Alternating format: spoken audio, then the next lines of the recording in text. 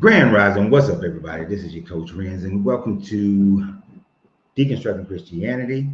I will be your guide, your host for today's show. We go live every Monday, Tuesday, and Wednesday at 12 noon Eastern Standard Time. And so I want to welcome everybody. Hopefully, we get some good call-ins today. The subject matter today is we're continuing our discussion about the evil God of the Bible and the morality of this evil God. Especially today, we didn't get a chance to talk about it yesterday, but we are going to deal with the issue of slavery in the Bible and genocide in the Bible. And if you're a believer in this Bible, then you must be in support of each of those things. So that's going to be our discussion today. We give about 5 minutes for people to get on. We scroll out. We are streaming on YouTube and Facebook, as well as TikTok in a minute here. I'm gonna pull the TikTok up at the 5 minute mark when we get ready to get started with the actual show.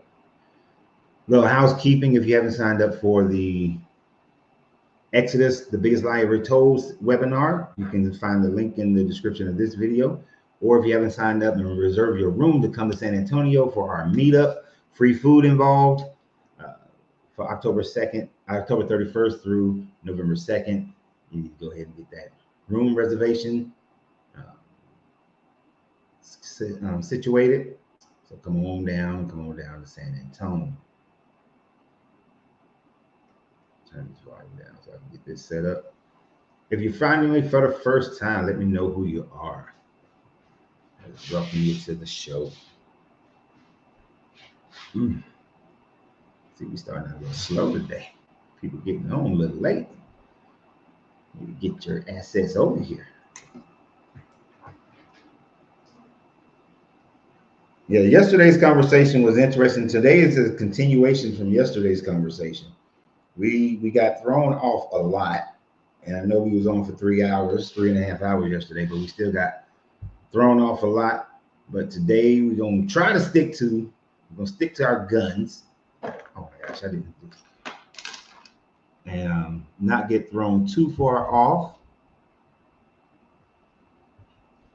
today.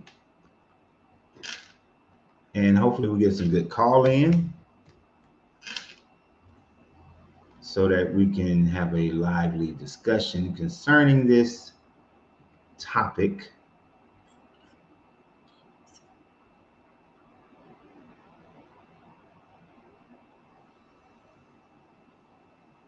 That's hopefully that's the plan. That's the plan anyway. To get that to be able to have a lively discussion, but can't always count on that because sometimes the mindset of the people who call in we can't have a good discussion. But we're gonna try to have a good discussion today. Hopefully, like I said, we get some good call-ins as well.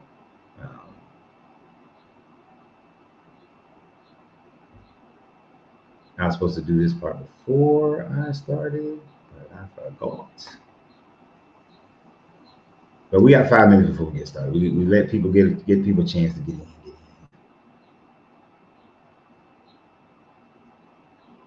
I need these to download.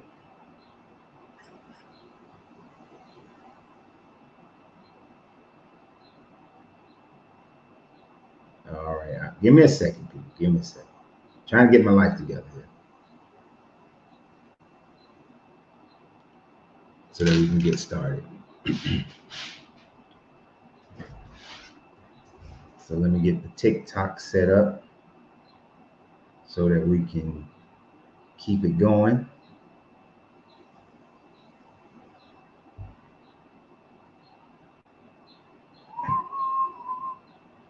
Did I send myself the wrong one? I sent myself the wrong one. Got to be more careful.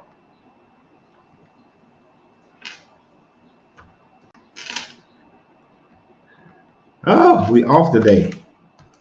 We ain't had our happy juice, which is coffee. So we sending myself the wrong document so that I can have the other one set up right. Let me get it. I need a swig of coffee to get my life right. All right. Ooh, that's better. That's better. That's better. That's better. So we're going to be having a discussion today, talking about the if you are a believer in the Bible, if you believe the Bible is the true word of God, then you should believe, you should support Israel, you should support its genocide, and you should support slavery. So, and that includes the various forms of slavery.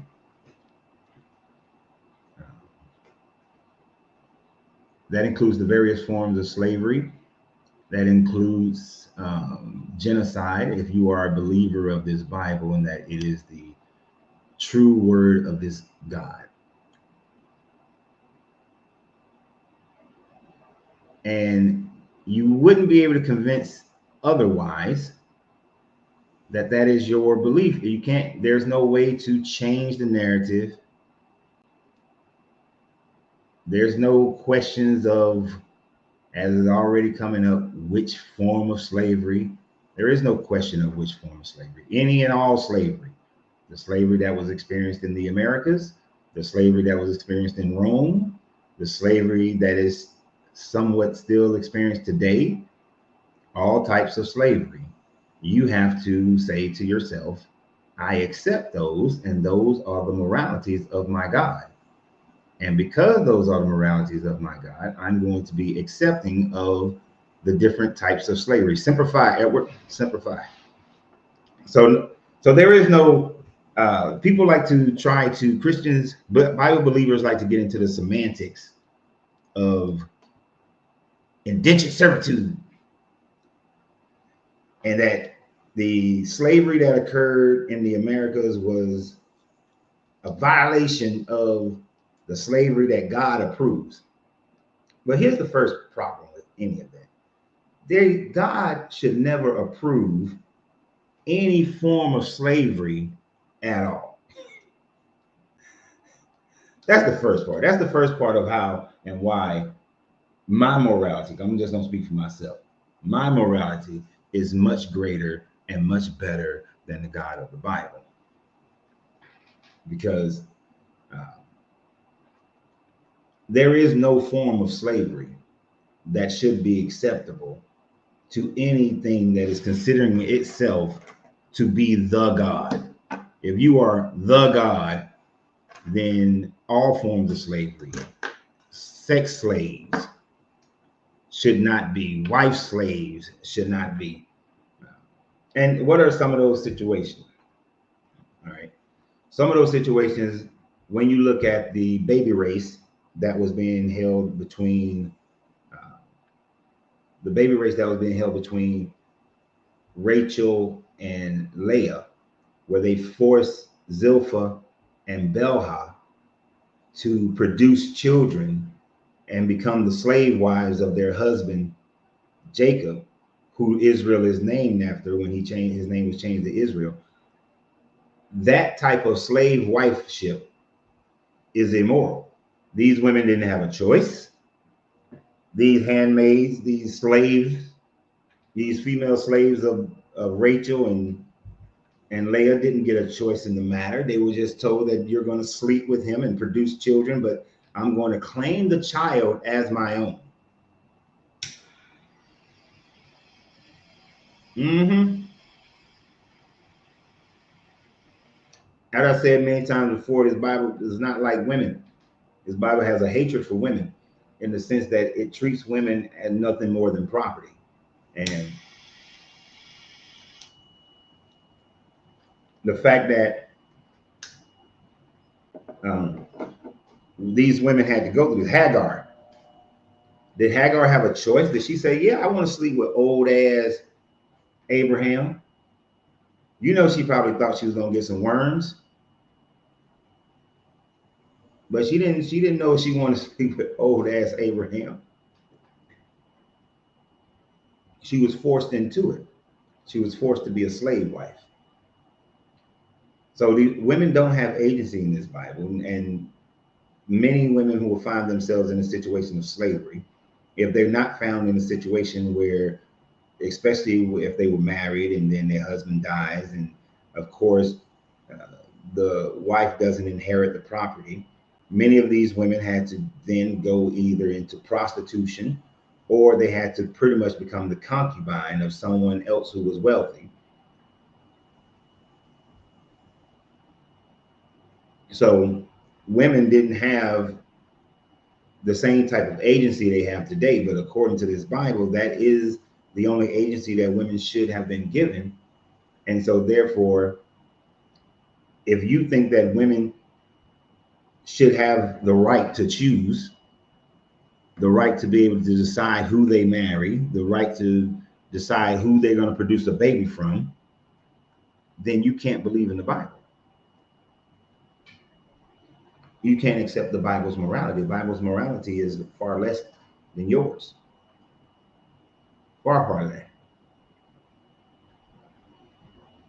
And we're going to go ahead and settle something.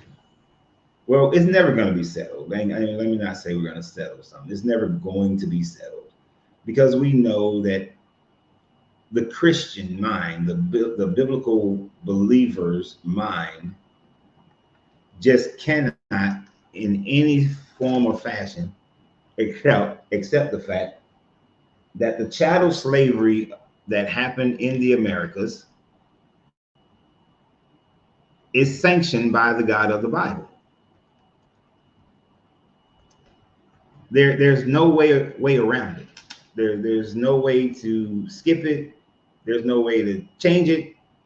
There's no secondary understanding of it. There's absolutely none whatsoever. I'm gonna put the link up here, but I'm gonna tell you right now.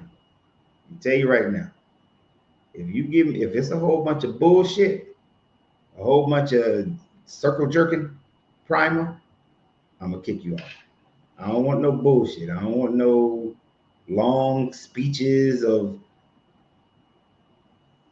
your bullshit. This is my show, and I run it the way I want to run it. So, you want to run your own show? Go run your own show somewhere.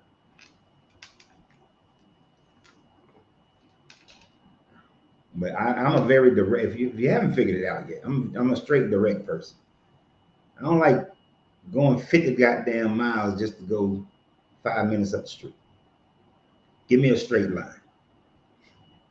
If you ain't got a straight line, I don't want to hear your bullshit. It's really that simple for me.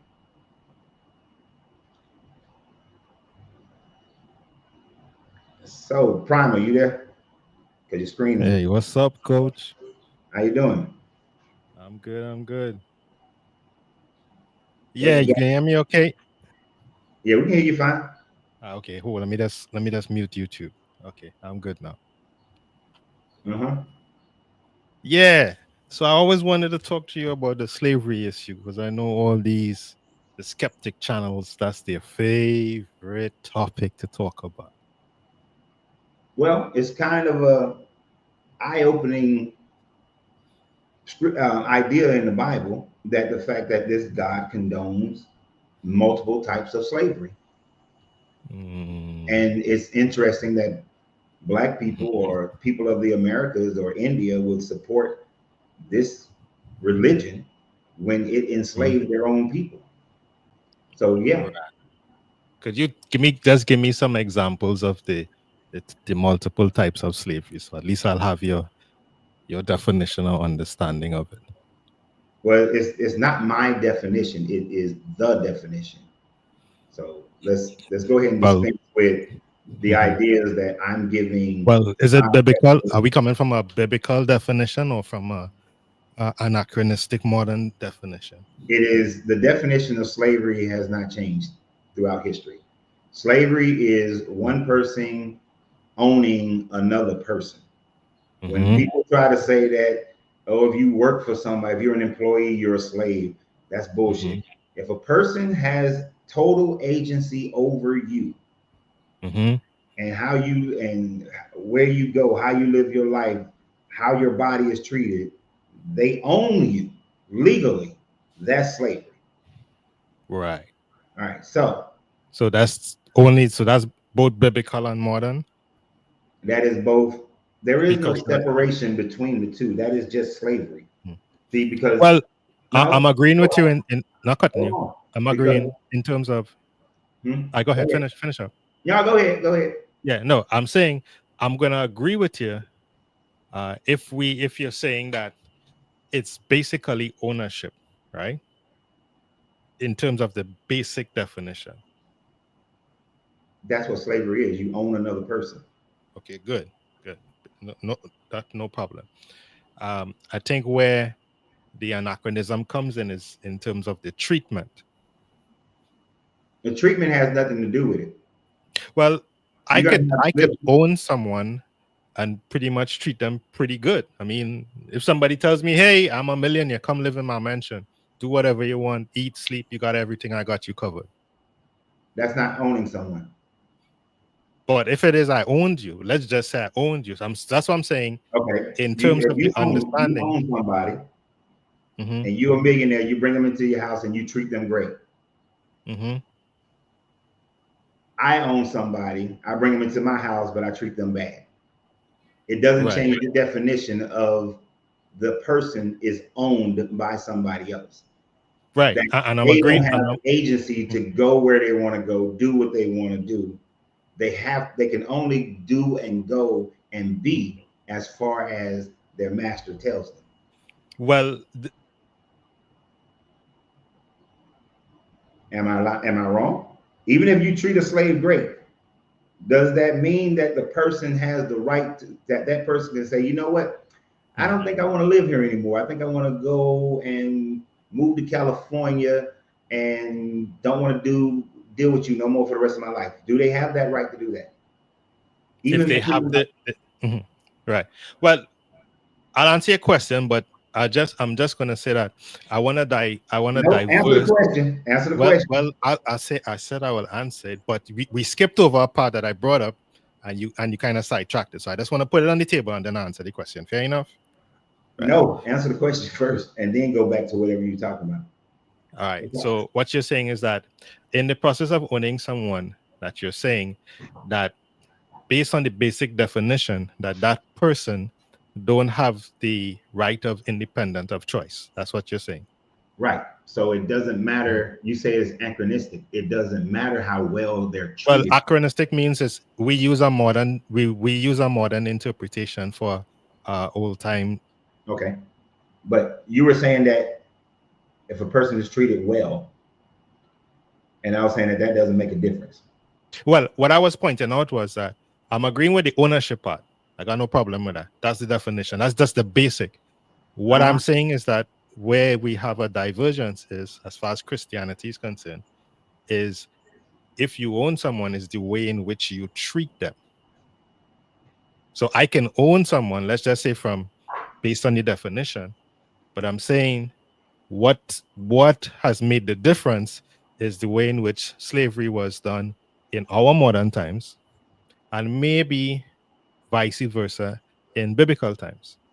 And I'm saying, and it's all based on the culture. That that is how Bible believers. And I'm not talking about, because you said the word chattel, and I believe that always mean that it can be passed on, right? But it's not talking about Yes, it is. the That's brutality. Yeah, so meaning that it can be passed on, and I got no issue with that. Yeah, so okay. But see, I there got no you go. issue. Yeah, no issue with that. No problem. And I know Okay, I'm going. Don't worry. So I'm agreeing. you need to agree on the whole thing, and let me tell you why. Because you're trying to separate how a slave is treated. That is the separation between how how the most modern day slavery that we talk Correct. about happened. Hmm. Yet your Bible says that if you can beat your slave. As long as you don't beat them to the point where they die within a few days, then the master shall not be punished. Hmm. So, what is the difference between the American slave owner beating their slaves with whips? They didn't die. They didn't Hmm. just die with that moment. They lived they would lay around, they Right. get But you know, healed you all up, always only they quote put part of the text, right? But and they put them I'll back let to you work. finish. What? Hmm. Why you No, I'm talking? saying most people only quote part of the text and the context of the passage, but nevertheless, I know where you're coming from. But you can beat your, so can you beat your slaves in the Bible? There was a provision made for it. Right. So you can beat your slaves in the Bible. So what's the difference between? But if you had beat the slave to the point where, or injured the slave, if I believe it was, if a tooth was broken or something. That's different. That the tooth broken and all that kind of stuff was not part of it. That was part of it. That was part of dealing with a Hebrew to the Hebrew. No, wait, it just said slave. Mm-hmm. So the application was, because the thing was that, if I'm not mistaken, I'll Okay. come to First, that part. But hold on. yeah, go The ahead. first thing that the first thing that has to be established here Mm-hmm. is the fact that when it was Hebrew to Hebrew, Mm-hmm. the original thought is Hebrew to Hebrew, you do not make your fellow Hebrew a slave. Your slaves are purchased from the foreign nations around you and the foreign nations that you conquer. Now, the only way another Hebrew can become a lifetime slave of a Hebrew is Mm-hmm. if the master gives him a wife and children, and they have children while he's Mm-hmm. enslaved, and then he decides he wants to stay with his family. But even Right. in But that situation, he mm-hmm. cannot treat the Hebrew slave the same way as he treats the foreign slave. So, No, I think this treatment was the same. nope, The process. All right, let me ask this: the process of them both coming in, was it the same? the process of both of them coming in is the same. No, it's not. Where you get that from? The You, process of ownership. no, the process of ownership could have come from. So it No, I'm says saying that's the process of it. They were bought with money, whether you were the Hebrew or whether you were the foreigner. You were basically the foreigners bought bought with with money. money or conquered Well, or conquered. yeah, Read Joshua, Joshua yeah, I know. 20. That's what I'm saying. You have to now jump to another section to get that, but no problem. But I'm just saying, in terms of dealing with the context of the passage, that I think the transaction was the same, right? But No, what I'm getting at is this. no, the transaction is not the same. Mm-hmm. When the only time a Hebrew became your indentured servant is when they Mm-hmm. were indebted to you. Right, The foreigners, and the he can sell lifetime, himself. don't He cut me can sell off, himself dude. to you. Why you cutting me off? The No, I'm chattel not cutting you. Just adding. Yeah. The chattel slave, I don't even know what you Mm-hmm. added. The chattel slave was purely purchased. I went to the slave market like they Mm-hmm. had in the Americas. I went to the slave market. I saw that good one that looked like a good field hand, and I bought it. Mm-hmm. That's just a Right. purchase. Right. That's what I'm saying. Based on the fact that the two came in basically by the same. It was a monetary No, transaction. they did not come in basically the same. Those are very, very different situations. Mm-hmm. Those are drastically different situations. It's as Mm-hmm. drastic as this. An Irishman tells a British man who wants to, Mm-hmm. and the Irishman wants to come to America.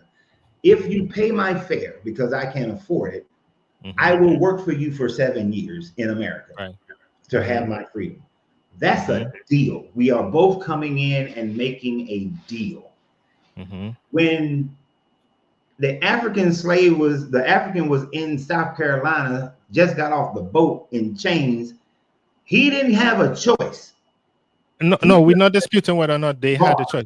But what I'm saying is, in terms of the Hebrew children, there were two. One was if it is that he was indebted, or if Mhm. he sold himself. Right. He had to make a Right. deal.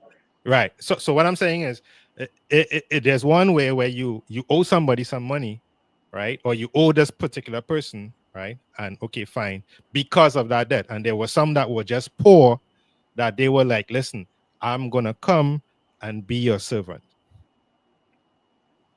They had Agreed? their own. They made their own Right. So decisions. so I'm saying that there were two for the Hebrew, and I'm saying there were two for the non-Hebrew, which was the one that you quoted about. You went and you bought them, and from the foreigner.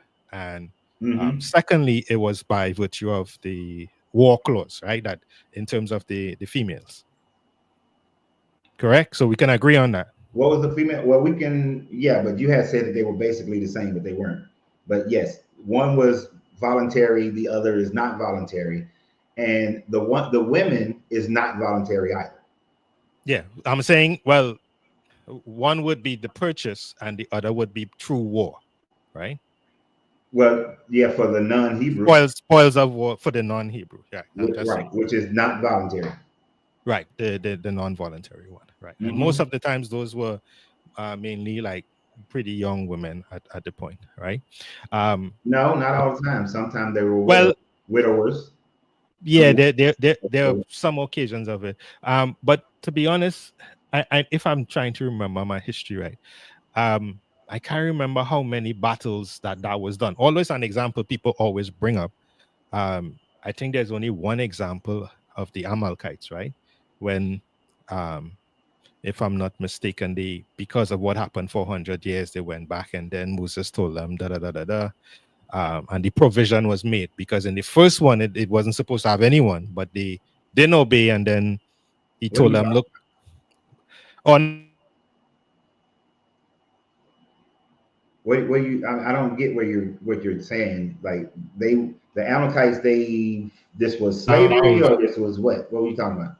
No, I'm saying in terms of the spoils of war, the woman, there are not many examples in scripture. We have the one with Moses, right? When they went back to fight. And I'm saying that's where that clause was entered. No, and they also did it against one of the tribes of Benjamin, where Mm, they because they didn't have enough wives for the 400 for the 600 dudes, so mhm, they killed everybody and took the young girls who were virgins, and then they kidnapped 200 more girls at mhm. Shiloh. So there's not just one example. Right. Okay. So we got three The example examples. is, No. but even still, one example is Mhm. enough. Okay. All right. Fine. I got no problem with the I got no problem with the issue. You know, So no, no. And this is what and this is go ahead. You still there? Prime. uh-huh. Okay, Go you ahead. blanked that for a second. If you were Oh, talking, sorry about you're done. yeah. I'm just saying that um most Christians may think that when you guys bring it up that it's something wrong with it, and I'm saying like, hey, no. First of all, those things existed even before Judaism, or let's say Moses, Abraham. All of that was just the culture back then. Um, God had to deal even with the patriarchs in terms of the way in which their culture lived, so that Abraham owned slaves before he met God. So Okay. there's nothing new in So, terms of. Mhm. Go ahead. Would you agree that are you Abraham saying that there was owned a slaves? time that man existed without your God? What was that? No, I mean before he had that experience with God. That's what I'm talking. When God called him from the Ur of the Chaldeans. So before Abraham had that experience, Abraham was a man of the world, is what you're saying. And so Abraham had slaves, Correct. and you're And saying there's that God scripture to had to support deal that. with it, right? Mhm. Well, that's what I'm saying in terms of how Okay. how So how it is we now how it is we now look at it. Because let's put it this way: if you remember the scriptures wait. in Genesis chapter 17, Uh-huh. just a snippet in Genesis chapter 17, when he meets and he talks with him, Abraham had no children. So this is before Hagar. This is for everyone. And he said, "Listen, I have no lineage, but I have Eliezer, right? Uh-huh. Who is of Damascus. Eliezer was his slave." So the slave back then could also inherit the master's wealth, right? And property. Not by any legal standard, they could not. This If was the master, only this is only if the master determines so. right? But did Abraham tell in God's conversation with him, and I know you have read it, Abraham actually tells him that, hey, that he is the one that is going to inherit my household. Because he made that decision. What does that have to do with anything? The fact that your God still condones slavery. Well, so this is what my point. So I'm You're saying is the culture of it existed before, and there was an understanding of it, because all of the people in Abraham's household, if we read the scriptures correctly, we could then not term them as servants, but as slaves. And they were bought with money. No, not all of the people with Abraham were slaves. Lot was with under Abraham's house. But that's his family. That's I'm just saying, not of his You said lineage, not of his. all. You said all, and then there is Yeah. nothing that indicates all. And just because No, it, well, and what the I'm word, saying is, go ahead. the Go word, ahead. Go ahead. I'll let you talk. The word servant and slave is not interchangeable. As Yes, it is. no, it's not, dude. There's Yes, it is. in the Hebrew is two different words in the. No, it's not. Quote it for me. Bring it up.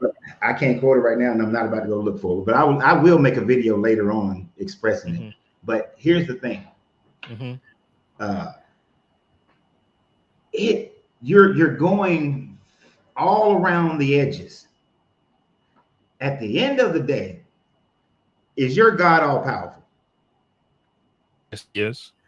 So did he tell? But I want to still challenge you because no, Coach, the word. Hey, no, I asked you. I'm asking questions. I go ahead. Finish up. Go ahead. I don't want you giving me a whole damn storybook.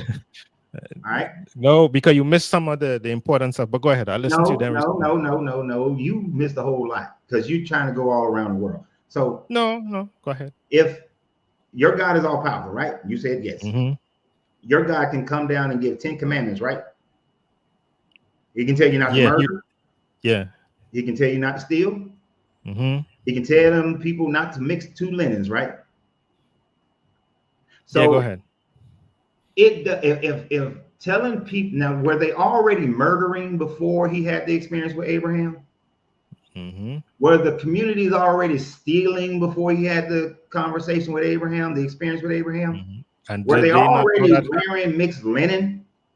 And did they not know it was incorrect too? But they were already doing it, right? Murder, stealing, all the other stuff that he gave commandments for were already being done in cultures at that time frame before he talked to Abraham, right?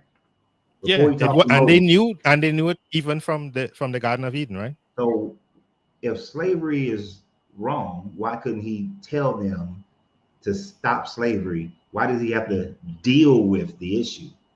He could have just said, no man should own another man, period, point blank. Nothing else needs to be said.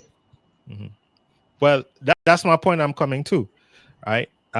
Most people say, well, okay, why does God allow this? And as I said, before Abraham met God and had the vision with him, he had slaves, right? Okay. And my point being, and we can go back to find the quantity and everything. Even in Genesis 17, it tells you at the end, right? My point is that the understanding of that system of slavery is very much different to the modern one that we know. And I laugh, bro, because how is it different? What does Leviticus 25 say? From the foreign nations and the foreigners amongst you, you may buy your male and female slaves. You may buy them as property and pass them down to your sons as property.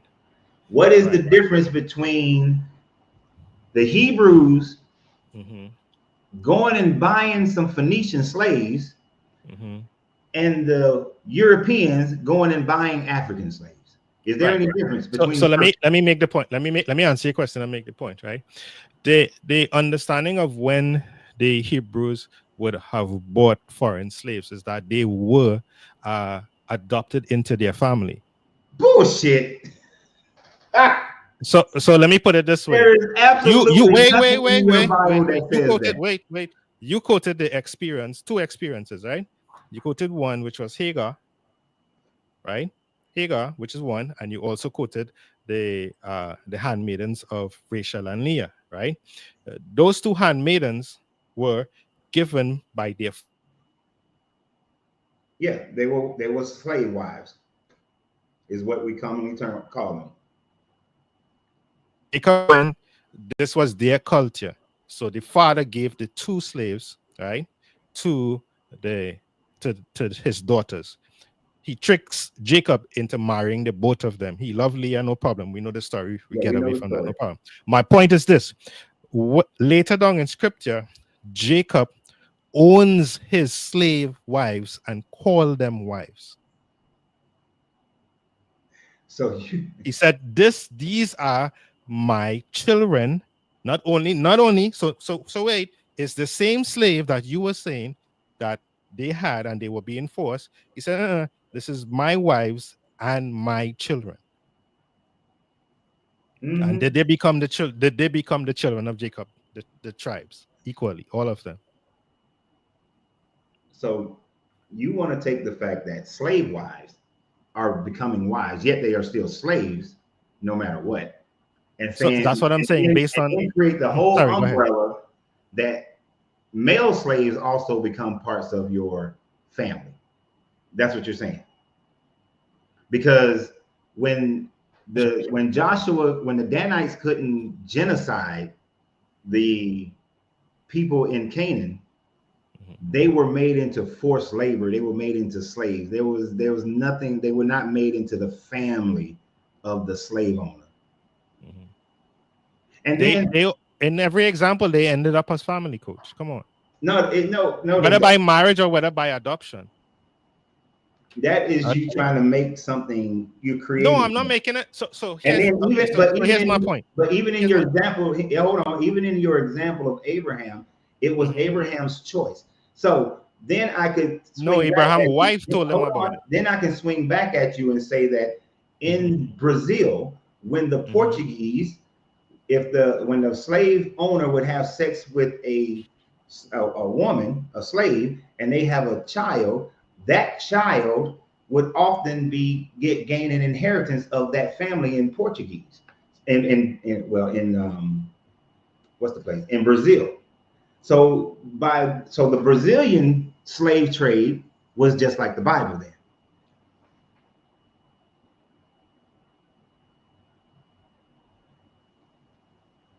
Hello, you there? Yeah, you back now. You dropped for a sec. So did you? So the Brazilian slave trade, which is part of the Atlantic trade, slave trade, Mhm. when the slave master would have sex with one of his female slaves, that child, especially if it's a boy, would Mhm. then gain an inheritance of the Portuguese Brazilian slave master. Mhm. So then and that's part of the transatlantic slave trade. Everybody always thinking about America, but that's part of the United States. But that's part of the transatlantic slave trade, and that's actually the bigger portion of the transatlantic slave trade because the overwhelming majority of slaves went into Brazil, Mhm. and Mhm. they would be able to inherit if they were born a male, they would be able to inherit part of their master's property. Mhm. So therefore, the transatlantic slave trade is, even in your example that I don't fully agree with, is still part of your example. All I'm saying is that, hey, listen, when you read Genesis chapter 17 at the Hold end, on, right? no, deal with When, what I just said. I know I'm answering it this way, and I'm answering it by just using a reference, right? No, no, When don't God, answer it by using a reference. Answer it by just coach, I just I'm just explained to you what that Brazil mhm, had the majority of slaves for the mhm, transatlantic slave trade. mhm, Then, if the slave owner had sex with one of his slaves and she produced mhm, a son, he would gain an inheritance. right. Is that not the same thing that you were just saying about Well, back then? if it is modern is copying the old, I can agree and say, well, yeah, no problem. So then the transatlantic slave trade Mhm. was the same way as the No, Bible. what we've been talking about, and I'm saying the difference is not the transaction, but the treatment. That has been my point because I'm saying, and just let me just use it's just 10 seconds. When God gave when God told Abraham that he was going to have a son, right? And he already had the son by He already had some. You still there? Dude, I don't know what's going on with your system, but you are dropping off. so I'm pretty clean. I think it's on your end. I'm actually seeing everything on my end. I see everything, but your sound, you just stopped talking. Oh, okay. Sorry about that. All right, let me close some stuff. If it's on my end, but I don't think it is. But all right, give me. Yeah, my point being is that the promise, right? And the covenant that God made with Abraham wasn't with Abraham alone, you know. It was all of the men of his household, including the slaves.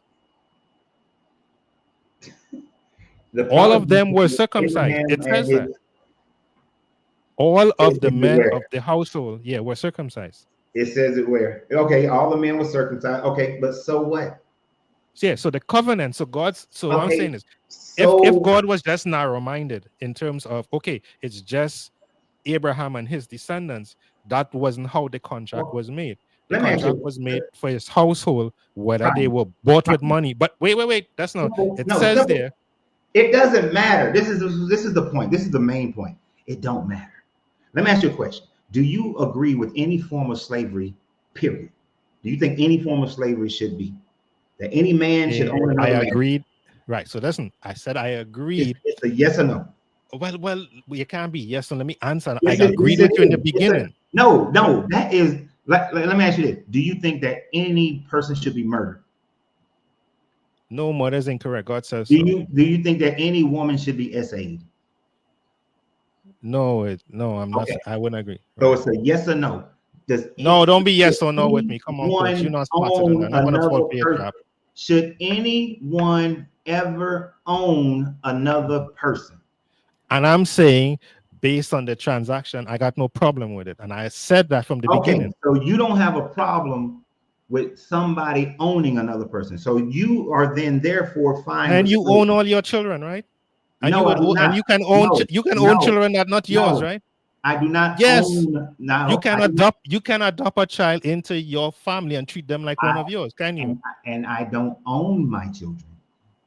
I Who don't owns own them my then? children. None of my children have never been under my ownership. They've been under my care, but not my ownership. And if you think parents, you really think parents own their children? Yeah. How? So every parent said that's my child. That is not ownership. All right, what it is If, then? if you own your children would do everything you tell them to do. You could But beat the didn't shit you out of do them. you not tell your children to do some stuff even if they don't agree with it? I am growing them, and when they get of age and they go off on their own, but even when they are younger, they don't always do what I tell them to do. But does that mean I can now beat them I mean, until and a lot of parents have beaten their use but corrective measure. does it mean I could beat them to the point where Yeah, the Bible says they spare the rod almost, and spoil the child. that is not. Thank you for showing how much more warped this God is. Thank you. But you do not own your kids. Your kids have agency as well. Your kids have rights. If you are abusing your child, That's thankfully wrong. you live in a country just as I do, where Mhm. the government will come and take that child because And you don't who gave them the own the right to take child. that child? Who gave them the right to take that child? Our morality does. The general You ain't got no morality moral. of the country says that we are not going to stand by and let Uh-huh. parents abuse their children. So the Right. morality of the shared morality Where you of get that morality from?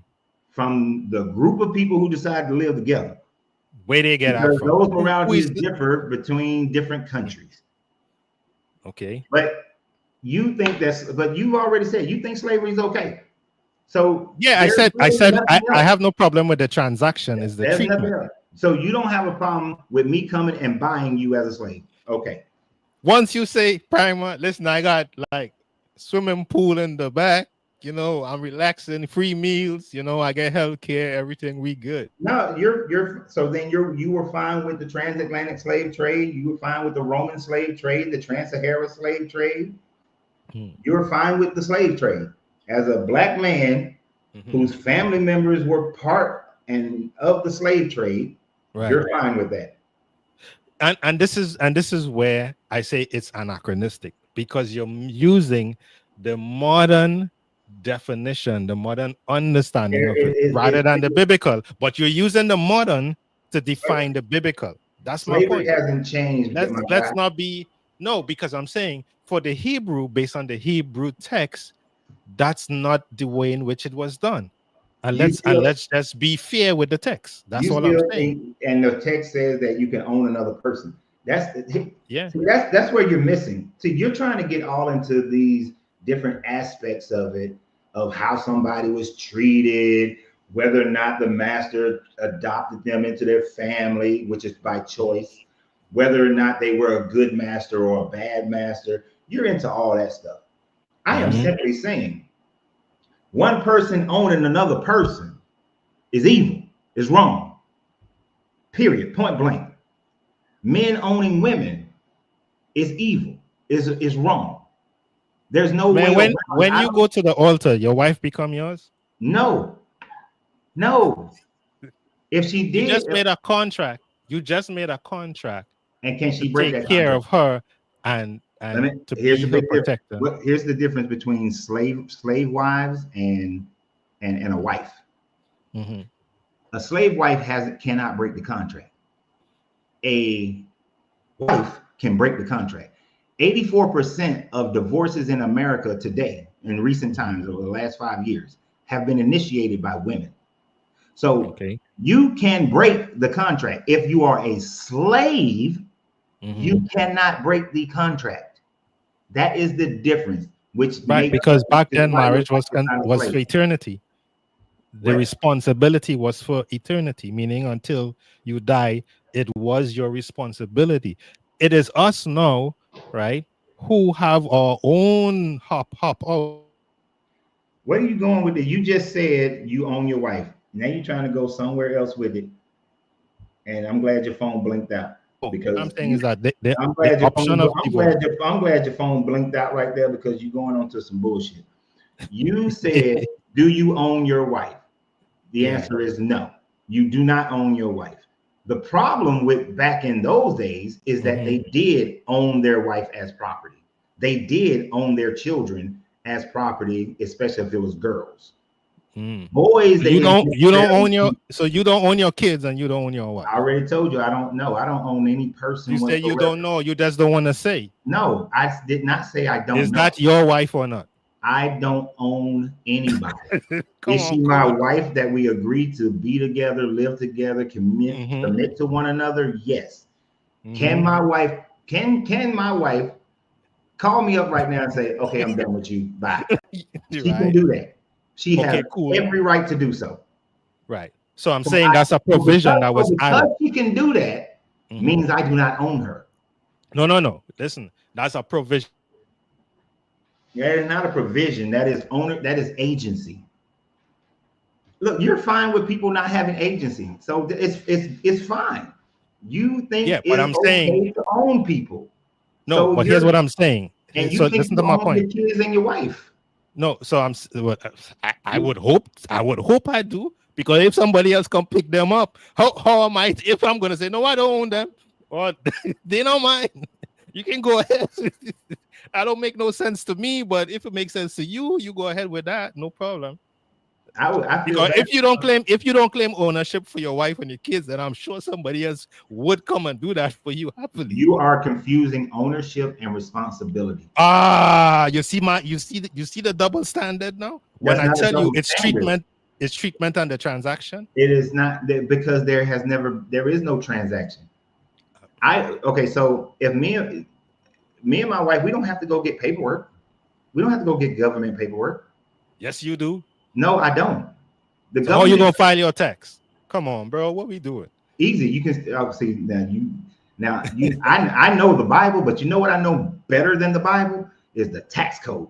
And I can tell you right now that all you have to do is be living in the same household with somebody and you can claim them on your taxes. Yeah, So I know. you don't have to have a piece of paper. The only Uncle thing Sam can still come to make sure that it's let correct. me break it down to you real quick. Let it slide. Go ahead. The only reason you need a piece of paper from a government agency is for the purpose of you only need the piece of paper if you want to be able to claim your spouse's social security. Right. You only need a piece of paper if you want to claim your spouse and you are in the military or you Right. were a veteran, and you want to gain the benefits, and you want her to have those benefits, or get him to have those benefits, you have to have a piece of paper. Correct. You Your only kids, you need a piece of paper. your kids. Everybody needs to know you're the daddy, right? You No, must that have the ain't got birth nothing. certificate. I'm talking about a marriage certificate. That's a birth certificate. Okay. Well, I'm A including the marriage kids. Go license. ahead. So those are really the only reason, because you can write a will, you can have a power of attorneys, you can do so many other things other than having a marriage license. The marriage license is more of a catch-all. It gives you all those things without you having to have a will, a living will, power of attorney for this, power of attorney for that. The marriage license just allows for you to take care of everything. But unless you are a veteran or in the military, or you want to claim someone's social security, you don't need a marriage certificate. And here in But is Texas, so they my still have question. common law marriages, so Mhm. you don't even need that. Right. So yeah, my question, right? Um, in terms of marriage, is it when you go to whether you go to the church, the beach, the altar, the town hall, wherever you go before the judge, is it an understanding to be eternal, meaning the rest of your life you will be married? The hope is that you are married for life. That is everyone who gets married, their hope is that they're going to be married for life. Shit, anybody who even moves in together or be together or starts a relationship and feel love for one another, it is the hope that you are going to be together for life. But that is an illusion that people have created by romanticizing it. You are two different people getting together, and then you're gonna grow over time. If you don't grow together, if you don't continue to communicate and develop, no, you're not gonna be together. Okay, he fell off. I'm pretty sure his name. He was saying it was my phone.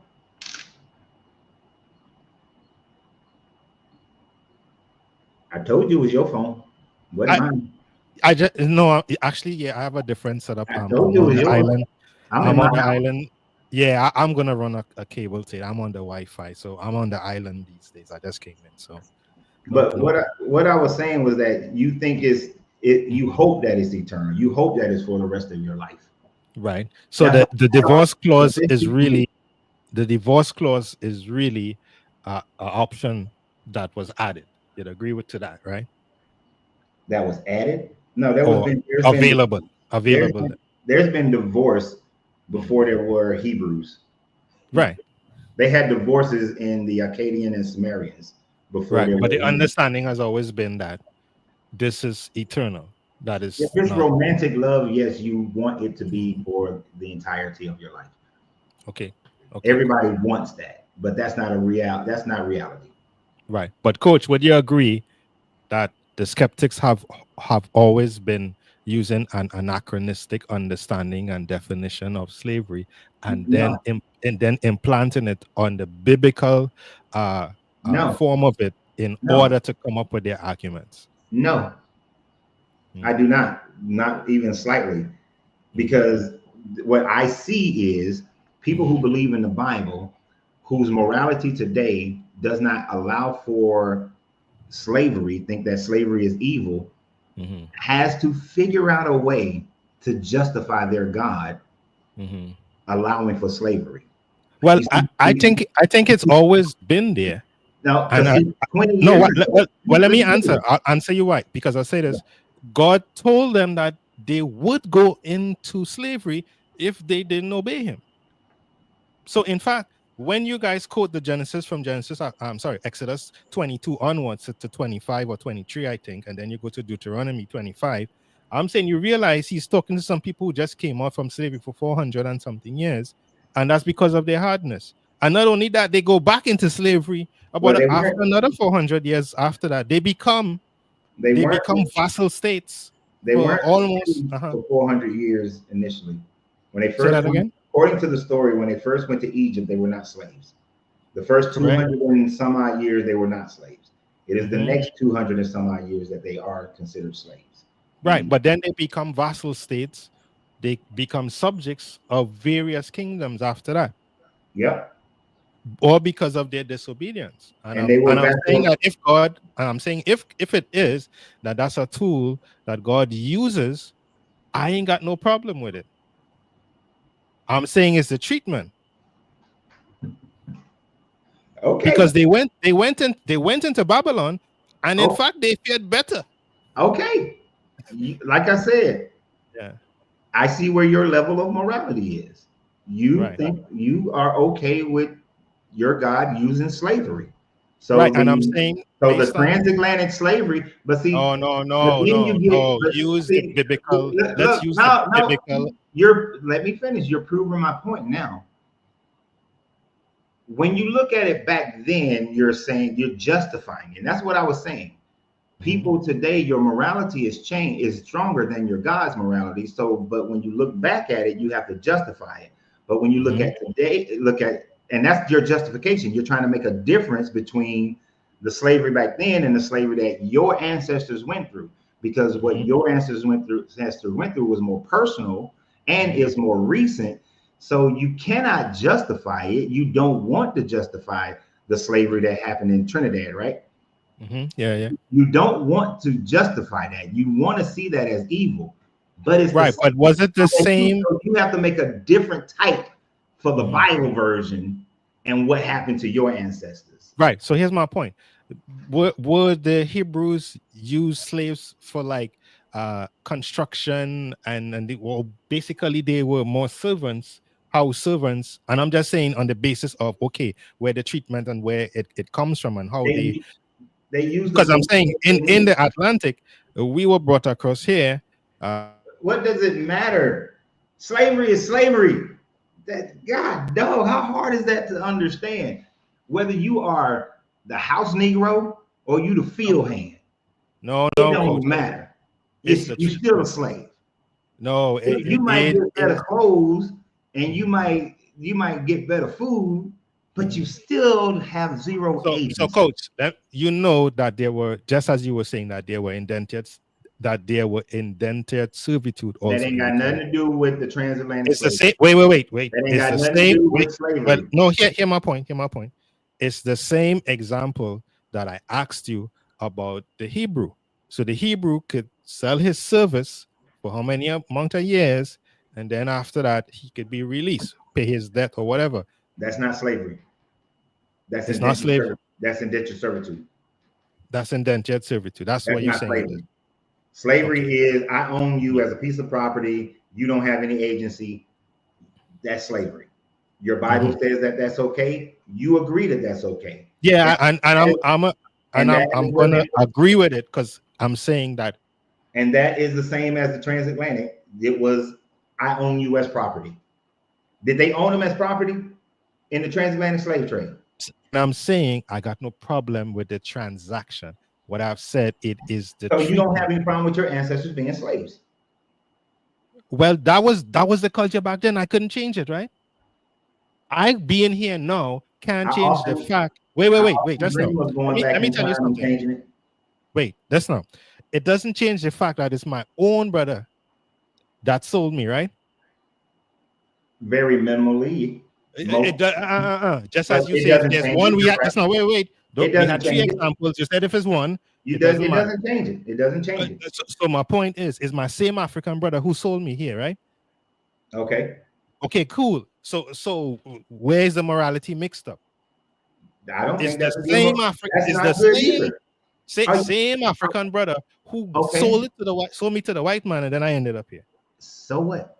I don't think that they were moral either. When the Dahomey was So selling the I'm saying, Wayuga tribe into slavery, that was mhm, wrong, evil. It doesn't. You're missing the point, bro. The point is any and all forms of slavery is wrong, and your right. Bible God So do you approves agree of with it. the other civilizations when they did it also? Hell no, Egypt, Assyria, Babylon, no. What does all mean? all of the other civilizations What that does all practice mean? What does all mean? every single one, Right. So when I every say that single all civilization there slavery, was, right. when I say all slavery is wrong, what Mhm. am I saying? You define it. I don't know. Is your comment. I'm just clarifying. Well, you asked that you going into all these other countries. If I say all Mm-hmm. slavery is wrong, then all slavery. I don't give a damn who's doing it. Mm-hmm. It's wrong. And the Right. fact that any God that people Mm-hmm. worship is Mm-hmm. okay with it, Mm-hmm. got rules for it, Right. If that there's a God rule is for it. wrong too. Right. But let's put it this way, just like marriage. God said one man, one woman. And they modified it. They said two, three, four, five. God, the So God of the can you Bible, have no, and no, no, no, no. The God of the Bible never said one man, one woman. The only time he specified a man should only have one wife is when he was talking about a deacon, or we were talking about deacons. Mhm. Any other time, he's never said one man, one woman. That's It has bullshit. to be one coach. It has to be one because you couldn't No, commit it has to adultery. be for Wait. You couldn't commit adultery or fornication. Your European consciousness of growing No, up in no, Trinidad. But no, coach. You couldn't commit adultery or where fornication, does the right? Bible say one man, one woman? No, I'm That a man saying should only based have one wife, right. other So than a so let's deacon. Other than a deacon, where does it say it? And not so no innuendos. Don't be giving me no. Well, it was just Adam and Eve. That's not a one man should only have one wife. so is there commandments about fornication and adultery? Fornication. Okay, so you got to you don't. What is fornication and adultery in biblically back then? Right. Adultery is another man's wife. Fornication is with the unmarried. No, you're right about the The first unmarried. one. Adultery is having sex with another man's wife, or having sex with a woman that has been betrothed to a man, Mhm. another man. That is fornication. What's that? I mean, that is adultery. That is Oh, adultery. right. Fornication Hmm. back in those days, especially first century and Hmm. earlier, was actually paying for sex, going to the prostitutes. Hmm. That is what fornication was back then. Right. It got a modern upgrade when Anachronistic. it got yeah, you can use your word anachronism. But fornication and here's the thing. If we say fornication today, that is having sex without being married, I Hmm. agree with the definition. But if we're Right. talking about first century, then we have to go with the definition of what it meant then. And So fornication, why don't we do that with slavery? Why you want to just use the modern one for slavery? because You see how it's a they're double still the standard? same. They're still the same. They are still the same. You may buy from your from the foreign nations and the foreigners amongst you, people, and you own them as property, and you pass them down Right. as property. They Is become your that not family, what and they became the did that family. happen? Did that happen in the transatlantic slavery? No, you can't use. That's what I'm saying. You can't Did be that happen? anachronistic. It is Did two that happen? different cultures. No, it's not. It's It the is two it happened. different cultures. Oh my Come on, coach. God, You know the CRU. culture and the demographics You know differ. what? You know Differ. what? It's fine. It's fine. It's fine. It's fine. I've heard you made the same No, argument many no, times. no. It's fine because you are demonstrating how the mind of believers work. That you are Mhm. so blinded that you cannot even be honest. I am being honest, totally. Really. I So told you, no, you're I not. got no problem with it. No, no, I you're even not. told you, I said it's based on the treatment But since the I was just talking about if Mhm, somebody in the transatlantic slave trade, if they own a slave, can they mhm. pass that slave down to their sons as part of their property as an inheritance? In the 1600s, 1700s, 1800s, did they pass their slaves down to their generations? Right. And that's what the definition of chattel means, right? Yes. Okay, good. So I'm No, saying no, did they in pass them down? Not good so, which no, means I'm talking about the whatever you definition. said, I'm not paying attention to. That's what that means when you say that. No, Does instead I'm of answering, agreeing. No, I'm so agreeing that's that what the it means. definition is that. So that's the definition. That's what it means, right? That's what chattel slavery Yeah, you means, can pass it on, right? and that's I'm what saying they did. And that's the in the modern American word. slavery. And Yeah, that's I'm saying that's the modern word that is used, and right? is that what they did in the American slavery? If that's what they did, Did they pass Yes, down the to some slave? extent, yes, yeah, Did they yeah. pass down the ownership of people to their as part of their Yeah, inheritance? and it's based on different dynamics because some what you call them Oh my. masters, wait, some masters didn't have kids, they lost their farm, they lost, so it's there. I'm going to say yes, but I'm saying it wasn't as straight But cut you as you but want you to make it. gotta mix the bowl up with some other bullshit is what you gotta do. Because I'm asking a very simple question. Was it the law? Did they pass slaves down through inheritances? Yes, and I'm saying Right. yes. They I'm not. did that in the transatlantic slave trade. They passed them down as inheritance, right? Yeah, People that they own for their entire life, right? correct. Yeah, And does the Bible say that they can buy slaves from the foreign nations and they and pass I them agreed. down? I said yes. I had no Okay, issue with it. then it's not anachronistic. It's the fucking same thing. No, what I'm It's just, talking about. So oh listen my to me, but listen to God. my argument. No, I'm Listen to not what I'm listening to saying. your argument. I'm not. I'm No, not. I'm I'm not. And saying I nobody have else wants no to listen to problem it. with No. transaction. Yeah, It's no, the same. you have a problem with comprehension and No. You integrity. want me to say You just have an how you want me to say it. integrity problem. You have an integrity problem. Coach, You don't, did I not bring it up? And I said, listen, the same process that is used in the transatlantic is this by example, and I actually quoted for you, is the same process by which the Hebrew would pass down, right? Whatever slaves that he you're had. trying to sway. But You're let trying me to swerve it. finish. Let me No, finish. I'm not going to let you finish because you're trying to swerve it into saying that they became members of the family, and that is not what was happening. You can try if that lie works for you. If No, that no, makes it no, okay for you, no, I'm done with you. Because if that no. makes it okay for you, Yeah. then that's fine. Let's move on to something else. I got another question now, and since you're so in favor of this No Bible, problem. because Yeah. we not beat this dead horse to the fact that it ain't even breathing, and I think everybody recognizes. But at least you put your point and I made my point. So we can move on. No I don't problem. think you made a good one though, and you what It you doesn't admit, matter. you It's admit your that you admit that you okay with slavery, so okay, whatever. So are you yeah. cool? Are you cool with genocide? With genocide, when you say define genocide, Oh my gosh, do you not know what genocide means? we got modern anachronistic understanding. Oh my good. So you define it. You If define I it for believed in Jesus, I would have him pray for your brain. me. I want you to decide. You define it. There has never been a difference in the definition of genocide. Mhm. Genocide is always genocide. We have rules of war to prevent this. We send people to war crime tribunals because of this.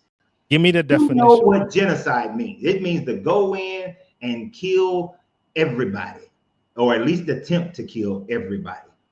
Not just the Uh-huh. combatants, but to kill the non-combatants, the children, the old people, everybody. That's what But genocide means.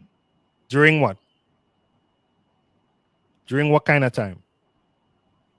Wartime, right? It doesn't matter what time frame is It going. has to. No, it doesn't. No, it doesn't. It doesn't have to be. Argentina was not at war and they produced a genocide of black people. This is why Argentina is the most white country in the world.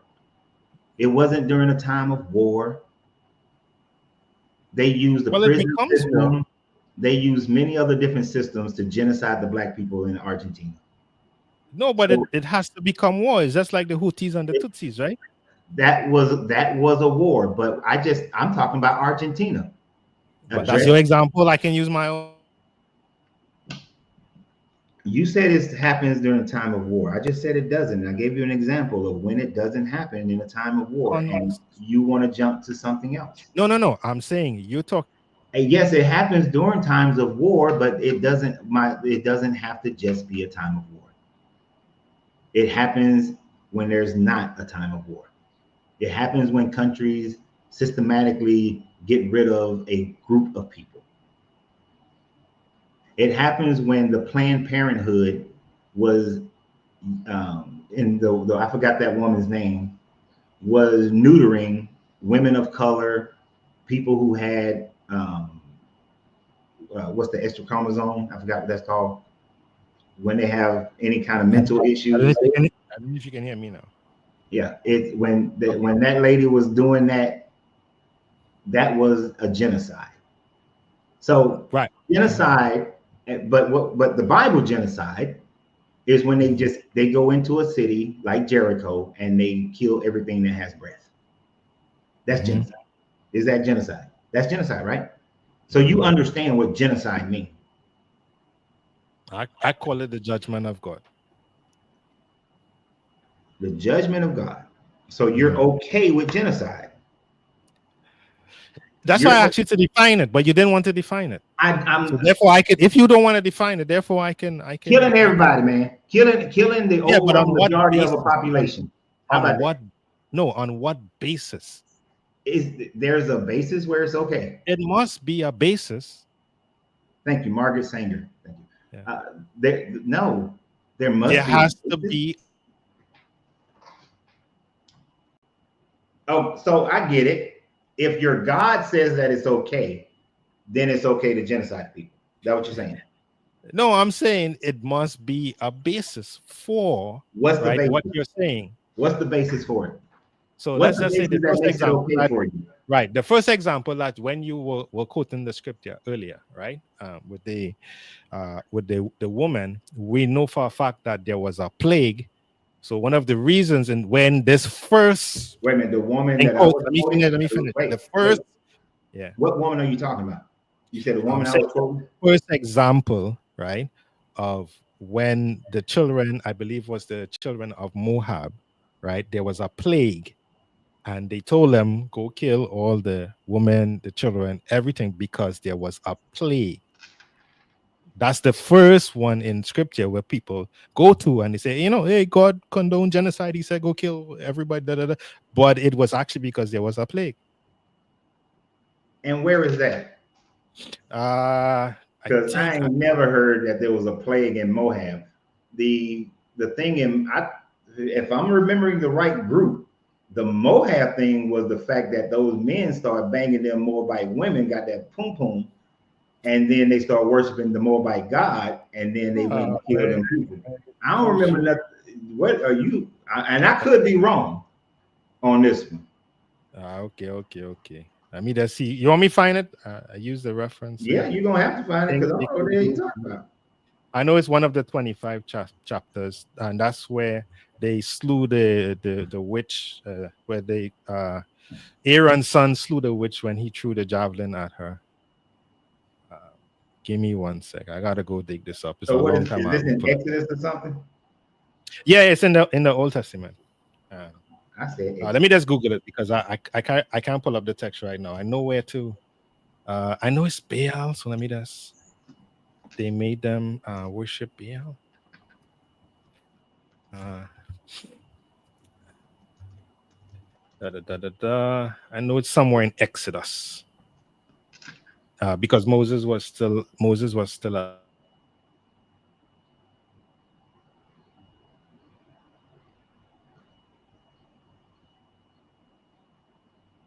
stuff that you want to talk about.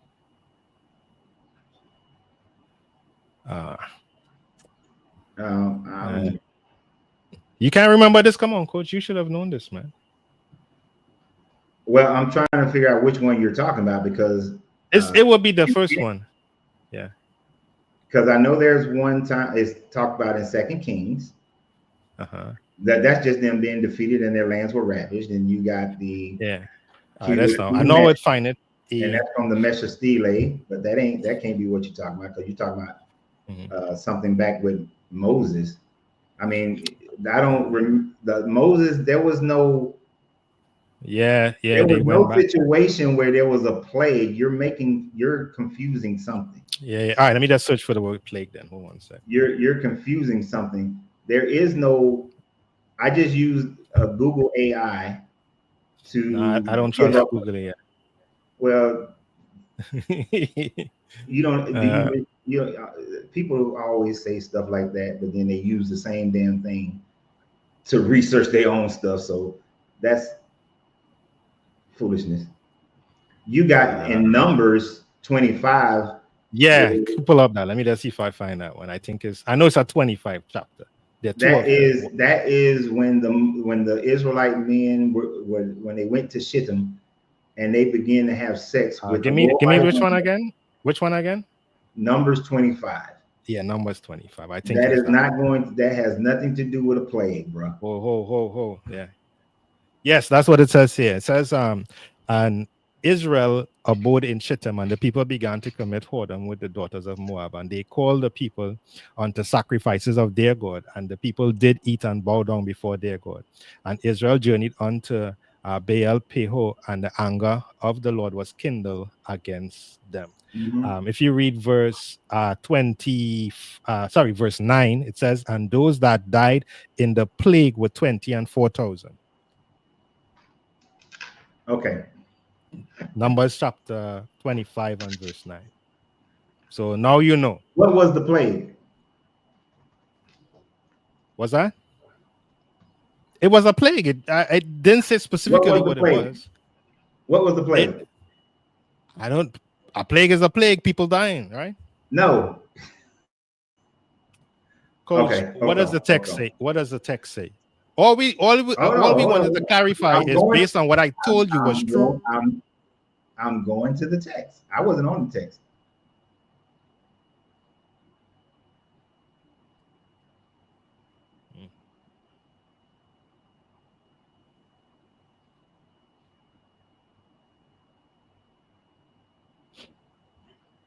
Okay. You are so I don't know. wrong. What do you mean I'm wrong? What I'm wrong about? Hold on. Wait. Mm-hmm. Yeah, go ahead. This is so funny to me. Hold on. I gotta do the. I don't know. I only know one way to do this, and that is to share the screen. I gotta bring this up because I don't want to hear no bullshit. From you. About what? You gonna see in a minute. God dang it. All right, okay. Let me see you try. You know, you always misquote the Bible all the time, so I. Now you're already trying to pull up your little. Defense. Yeah, come on, Coach. You know that you sell that every day. Go ahead. Let me hear your point. So, here's the Bible. It's not a point. It's what the Bible actually says. Mm-hmm. Let me put my reading glasses on right here. Mm-hmm.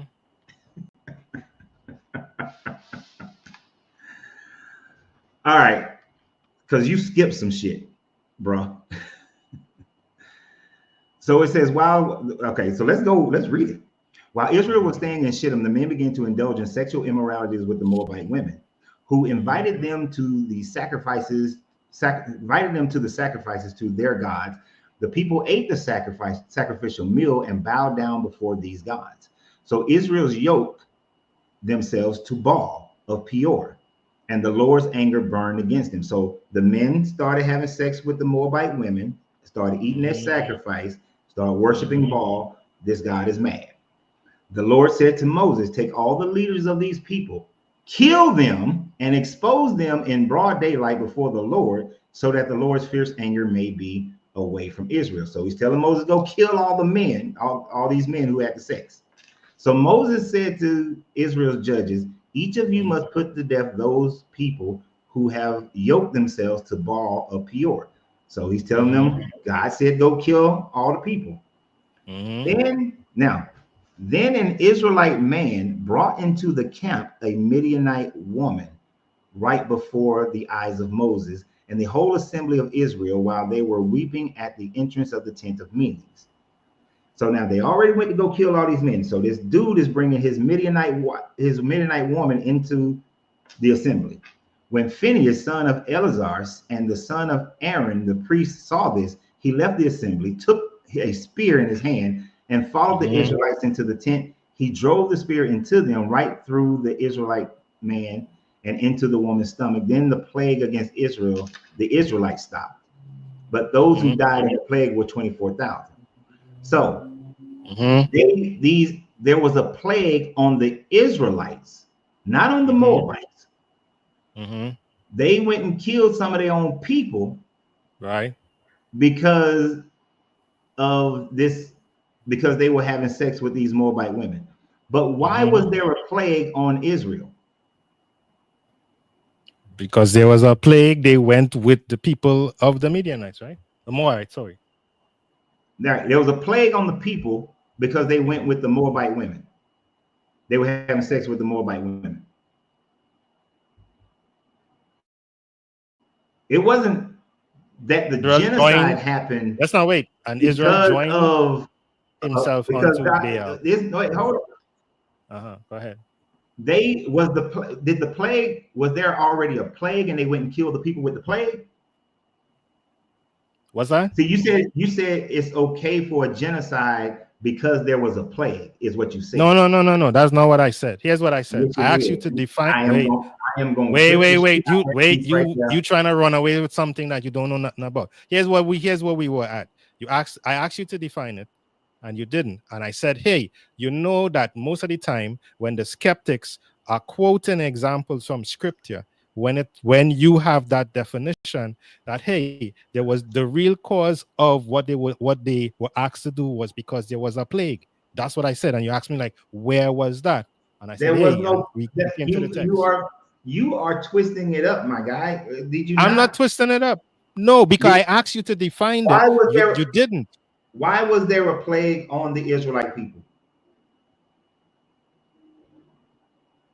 Why was there a plague on the Israelite people? What brought on the plague? They went and worshiped with them. They worshiped with the other Moabite women. Correct. So because So of that's what that, it says. So it this begins by God saying, and brought a plague. Israel abode in, that's how it says, right? So, Israel abode in Shittim, and the people began to commit whoredom with the daughters of Moab, right? so this God brought a plague on the Israelite people because they were having Who is sex to with say Moabite. God brought a plague? It never said God brought any plague. It said that, oh my God, this It guy, never, there was a plague, it happened. Read the text. it I can't said come that, with and you. the Lord's anger burned against them. Mm-hmm. Because they were not Every supposed to other be time doing in the Bible where it talks about the Lord angering against the people, this so God many. then punishes the people. So any Bible scholar who is not you will recognize that the plague was brought on by the anger of this God because they were worshiping Baal. No, the anger was brought on because they worshipped idols, and this is what we call And his punishment was a plague. the plague happened. He tried to save them from the plague. He did not. He did. The plague wasn't It lifted literally says until there, and the plague was Eleazar stayed stabbed again. that man and his woman in the back. Did it not say that the plague was so? The plague was stayed from the children of Israel. No, the children of Israel are the ones who Verse died. 8. They were the ones Verse. who were being plagued. So listen. If they were being plagued, did also the Moabites have the plague as well? No, you're making that up. You're adding. How am I? It Because it literally says, says that's no then in the the first plague verse. against the Israelites was stopped after he stabbed that man and that woman in the back. No, that's not coach. There, that's what it says on the screen right there in front of you in verse 8 and 9. That's now in the first verse of the chapter. It says they began to commit whoredom with the daughters of. That's having sex. That is not a plague. Whoredom is not a plague. Whoredom is having sex. And actually, it says that they indulged in sexual immoralities with Moabite women. Okay, good. And what did they also do? They what? Okay, To anybody, sacrifices to their where god. is the plague? Where's the plague on the Moabites? I don't see, ain't nothing in his say. You said that the Moabites had a plague. Where's the plague on the Listen, Moabites? if it is right, that's now. Where would the daughters of Moab live? Not in Moab. They lived in Moab.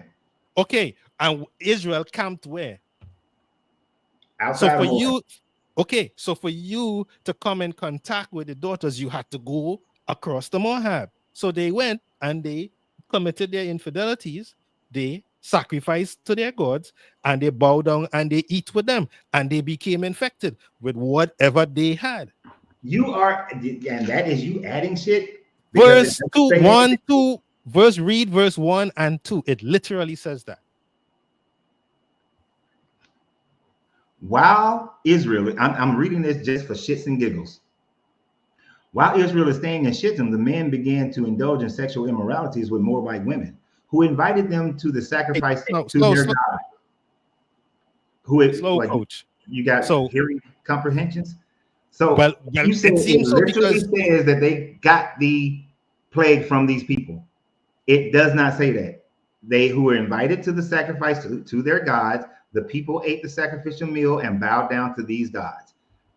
Where so does it where would they say? have to go? Where would they have to go to do this? Not in Where Moab. you said it literally says that they got the plague from those women. Where If does I it say call, they didn't? It ain't nothing about them getting no damn plague. so They said where nothing did, about the Moabite people having a plague. The only people who had a plague was the Israelite people. That's it. okay, And the Israelite people got a plague because these men went and had sex with these Moabite women. And this guy was pissed off because they bowed down to their gods. It ain't got nothing to do with that. And that's my point. And that's not and the thing about that is that's this guy killing his own people. I'm talking about this guy, you okay with genocide, you going off and killing other people. is it God's judgment? So the Israelites killing the Palestinians right there, is that God's No, judgment? no, no. I'm talking, is this God's judgment here? Sure. According to this Bible. Okay, okay, good. So it's according, this their contract, there's their arrangement, right? So That's if it their is, okay, good. So is it any different from when it happens against people, against strangers or other kingdoms? yeah, So it's is a big God difference. being just in the same way that he It's would a do it it's a with the big Israelites and difference. the same way he did with the foreign countries? It's a big difference. It's a What's the huge difference. difference? What's the The difference? diff- okay, the difference is this guy has set up a covenant with these Israelite people. And he's Mm-hmm. saying that, hey, as long as you maintain my covenant with me, I'm gonna take care of you, right? Mm-hmm. You go against my covenant, I'm gonna fuck you around. I'm gonna tell you up. I'm gonna rip you a new Mm-hmm. one, right? I'm a Canaanite living in Jericho. I have no covenant with your God. I don't know your God. I don't care nothing about your God. I got my own God. Mm-hmm. But your God sends your people into my city and kill everybody in my city. I What's got a the problem. difference? What's the difference when the other people do it? They wrong too. I don't agree with you see, I don't separate. I Mm-hmm. said I have a problem with any genocide, period. Just Mm-hmm. point blank, period. I don't think genocide is right. Period. Do you believe in I retribution? Do I you believe asked in retribution, and let's I say believe in retributive self-defense. justice, retributive justice? Not at the I cost of think you genocide, no. At the cost of genocide, no. no. I'm just saying. Do you believe in retributive justice as it relates to either slavery or genocide? No. Not in the sense that I'm gonna genocide you back. If I'm gonna put you up for war crimes and put you in jail, because like when Mustache Man and his cronies, they Right. should go to jail, go through wartime tribunals, sure. Right. But Do that's a modern. can we genocide all the people of Germany? Mm, No. mm. Right. But that's modern, right? As any time. I don't care when it happens. No, because I'm saying that's why we have all of these wars with all of these civilizations that have happened before. So why it is that you choose our book, right, and our Bible, when God uses his retributive justice, right, against when he sends back Saul to say, hey, remember um Amalek, the Amalekites, sorry, when they had slain the woman and the feeble, and he says, listen, and he actually told told Moses to tell Joshua, hey, when you inherit, come back and deal with them just as how they dealt with you. So do you believe in retributive That wasn't retribution. That was just we think that we own this land and we're gonna come and take it and kill all y'all. What are you talking about? When you talking about Joshua and him giving out the inheritance, that wasn't retribution. Those people had never controlled them. So I don't even know where you're getting that from. The The fact that no, but what here's the thing. At no point, and I don't know why this is so hard for you to understand. And your phone must have been out messing up because you ain't talking over me. There is no point in time where genocide is okay. I don't care who's doing it. Genocide is wrong. You still there? Or you going again? You know, I'm gonna bring Mario up because and I bring both of them up. I know What up, Mario. coach? What up? I know both you've been sitting there patiently, so I'm gonna put you on here with Prime as well. Yeah, no problem. I was enjoying the conversation, even though it was like it was a little bit going back and forth in circles, but I was understanding a little bit. I was taking some things in. How you feeling today? I'm good. So, do you agree with genocide? Um. Okay, I'm gonna give my perspective on this. I'm gonna give my perspective on this.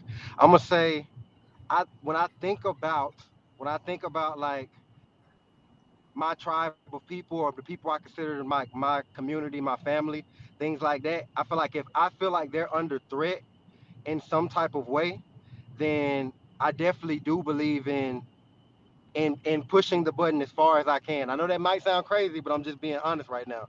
And I think When you about say somebody like the what'd you say?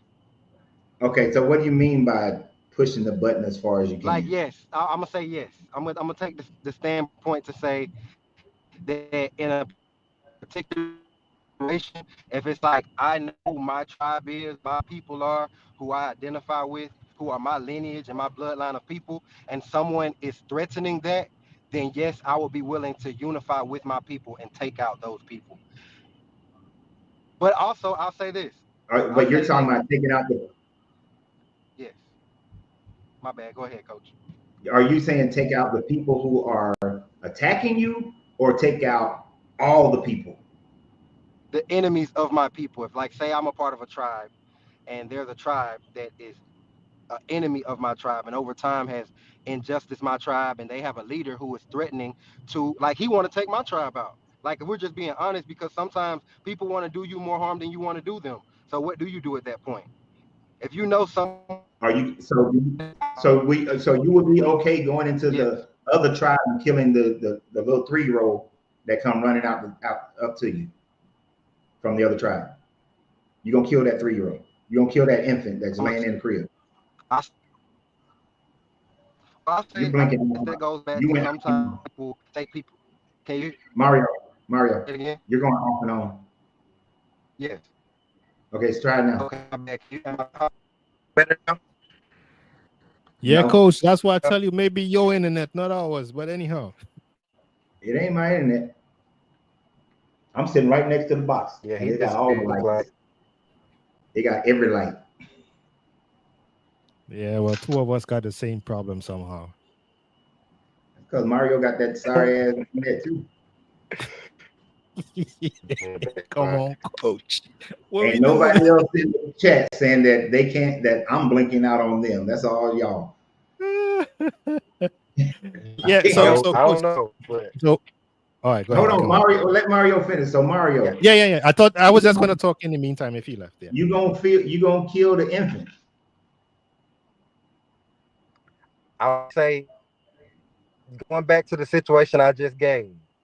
If it's I represent a tribe and a bloodline of people, and I know who my people are, and there's another tribe and a bloodline who over generations have been enemies with my bloodline or have caused a threat, then I would. Like I You know that it may not make sense in this world time, but if I think about people like Alexander the Great, or if think about people like I don't even want to say certain names because they may be looked at as negative people. But when I look at the backstory of those people, I do somewhat understand their they may have came from a place of constant oppression or a constant war with somebody. And if somebody's trying to delete you, it's gonna be a situation where it's gonna be you or them. I mean, think okay? about the Mayans. I think the Mayans were people who were like, we know when our day is coming. We know somebody's coming over the hill. And to my knowledge, I don't even know if the Mayans fought or anything. But if I have that type of foresight, I'm gonna, in a way, be thinking about it like, how can I attack this situation so that my people can continue to survive? Okay, so you guys believe in total war and killing babies. I Once is mean, I'm just retributive justice. Not, it's no such that no killing babies. There is no justice in killing a baby. okay. You But could just here's the thing, Coach. Let me ask you this, right? So, if you were in a situation where you were a part of a tribe, you were a leader of a tribe, right? And there Mhm. was a tribe similar to yours, a peaceful tribe, and there was a tribe that was the opposite of yours, a very wicked and dark tribe, or just very war-minded in general. And you know that the leader of their tribe just walked into the other tribe and faked like he wanted to have a meeting with them and unalived the leader of that tribe, and is now have going through a hostile takeover at that tribe's nation. And that next they're coming to discuss you to do the same thing with you. How do you address that type of situation? wait a minute. Say that again, because it's because Like you. let's say that you are the leader of a peaceful tribe. All There is right. another tribe that is peaceful just like you, All and right. there's another tribe that is the opposite of you two in Okay. every way. And they have just went in that within the tribe that is similar to yours and faked a peaceful negotiation, and now are they're experiencing a hostile takeover. They Hmm. unalive the leader in the middle of the city. They're taking the women for theirs. They're not unaliving anybody, but they're taking over everything and Hmm. corrupting it. And next they're coming to talk to you. How do you address this situation? Well, of course, one, I'm not going to trust them, and we're going to be defensive towards them. The Okay. second thing, that if they then attack me, then we're going to beat back their attack. And if we defeat them, then I'm not going to go in and kill all the babies. I'm going to just rule over them. I'm You not going to kill gonna the have some babies. slaves? No, no, Yeah, now no. I You want gonna to hear have where you're some going with it. slaves, I want to hear where coach? you're going. And let me give you a perfect example of this in modern day, Yes. because although much is redacted, Come on, coach. Are they slaves or not when you take them I over? no, no. Listen, I How was. they not? Oh my gosh, will you shut the hell up? I Right, go was ahead. involved in the Rwandan conflict as in a Okay. humanitarian effort. Okay,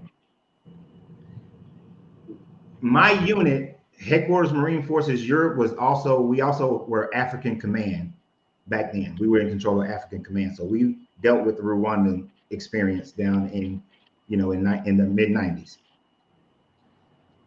One of the reasons why we supported Kagame is because we recognized that he wasn't looking to make the Tutsis lord over the Hutus, but to unify the country.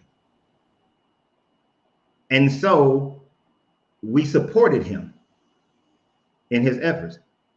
And that's exactly what he did. Now, there was another general, he wanted to completely annihilate the Hutus.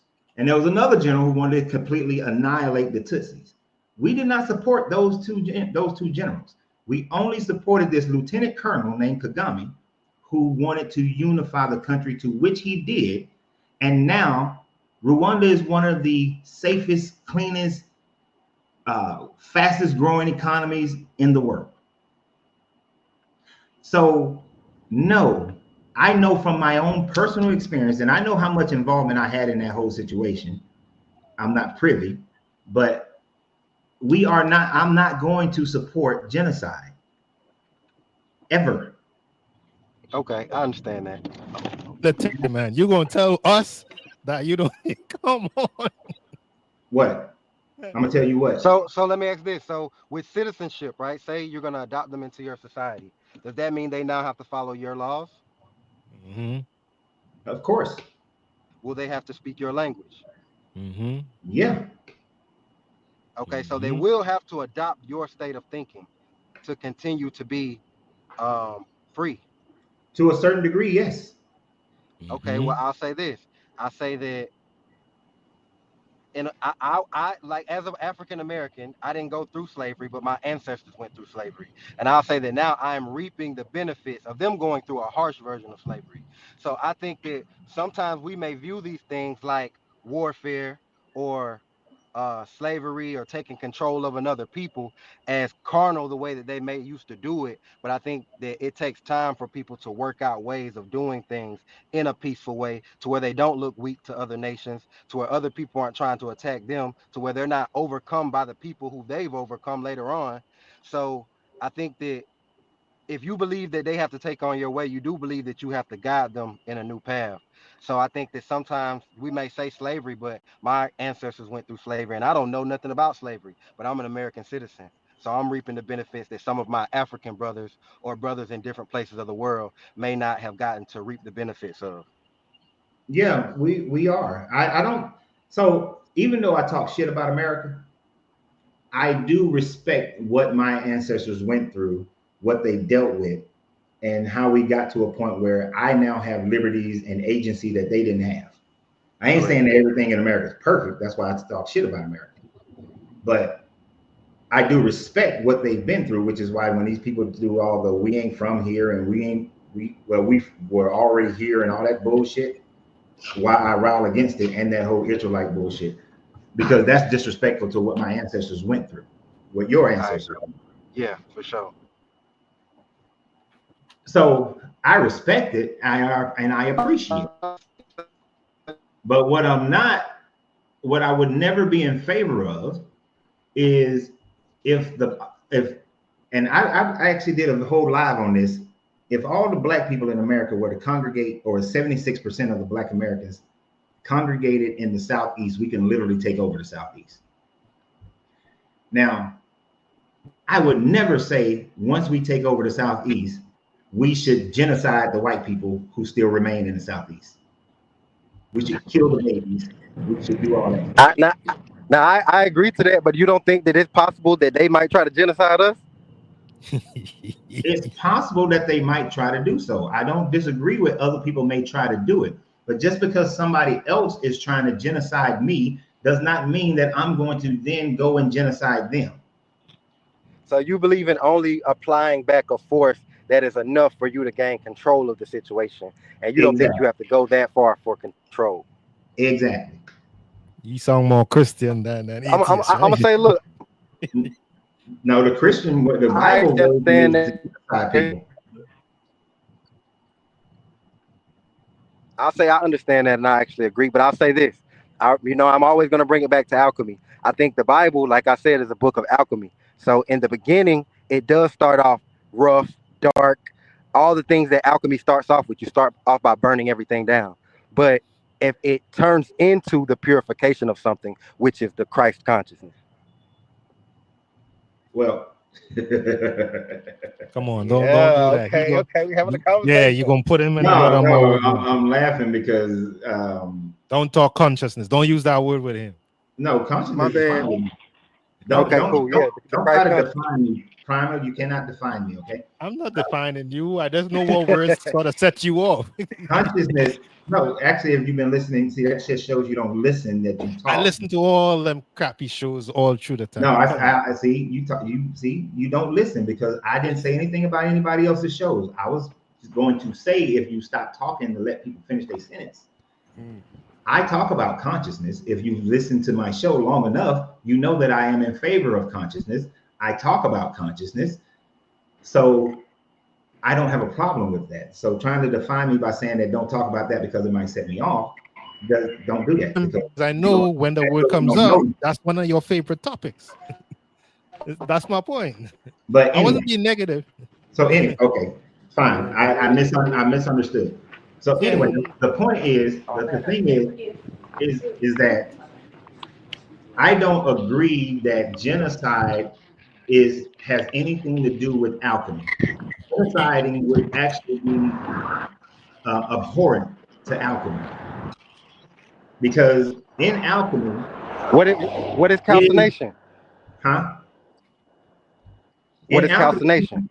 you cannot take away agency of sentient beings in alchemy. Period. No, I'm not. No, I'm not making it physical or historical. I'm just saying that it still represents. If we take away looking at it as a historical text, it still represents alchemy from the way that it starts to the perfecting of something. I'm not disagreeing with what you said. I actually agree with what you said on morality. I did agree to that. Perfecting society by genociding is not alchemy, because you cannot get to purity consciousness, because I refuse to, because Christ consciousness, hell no. You can't get to a purity consciousness by genociding people, because that, okay, so every time you submit your consciousness to the fire, or you submit your morality in this sense to the fire, and you're getting rid of the impurities, when it's goes into a liquid form, and you can now scrape off the impurities. Genociding someone would be an impurity that you have to get rid of. It is not something that you utilize in order to elevate No. into a higher state of Okay. being. Well, I'm not saying that. I'm not saying that those stages were about elevating consciousness.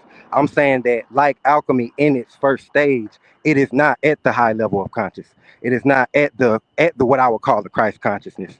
It Of starts course, very far removed from that. But if we move through the book, as you go to Proverbs and as you go to like Isaiah and these different books, it does still have remnants of these things of slavery, of genocide, but it moves closer and closer towards enlightenment. But but you have, Christ is the full enlightenment. but you, I don't know how to explain it so that you can understand it. Okay. Be, because what I'm saying is, even at your at your lowest vibration, and let's say your lowest vibration, like you're saying, is incorporates slavery and genocide, right? Just In chaos. order, It just incorporates chaos in general. no, we're gonna use specific slavery and genocide. In Well, I'm order comparing to, that. Well, I'm relating those to chaos and alchemy because that's but in order to move to the next stage, you have to remove the burning is the removal of the genocide and the slavery. You can't have genocide and slavery and be moving to the next level. If you have genocide and slavery, you are staying in the same situation as your beginning state. okay. I So understand what you're saying, but I want to try to make it. I want to try to add what I'm saying to what you're saying. It's like if I say this, if right now my consciousness is like deep within my id, I'm within my inner beast. I'm living a very carnal lifestyle already within my nature.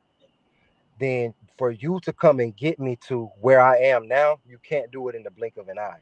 You're going to have to go through the process and deal with me as I am.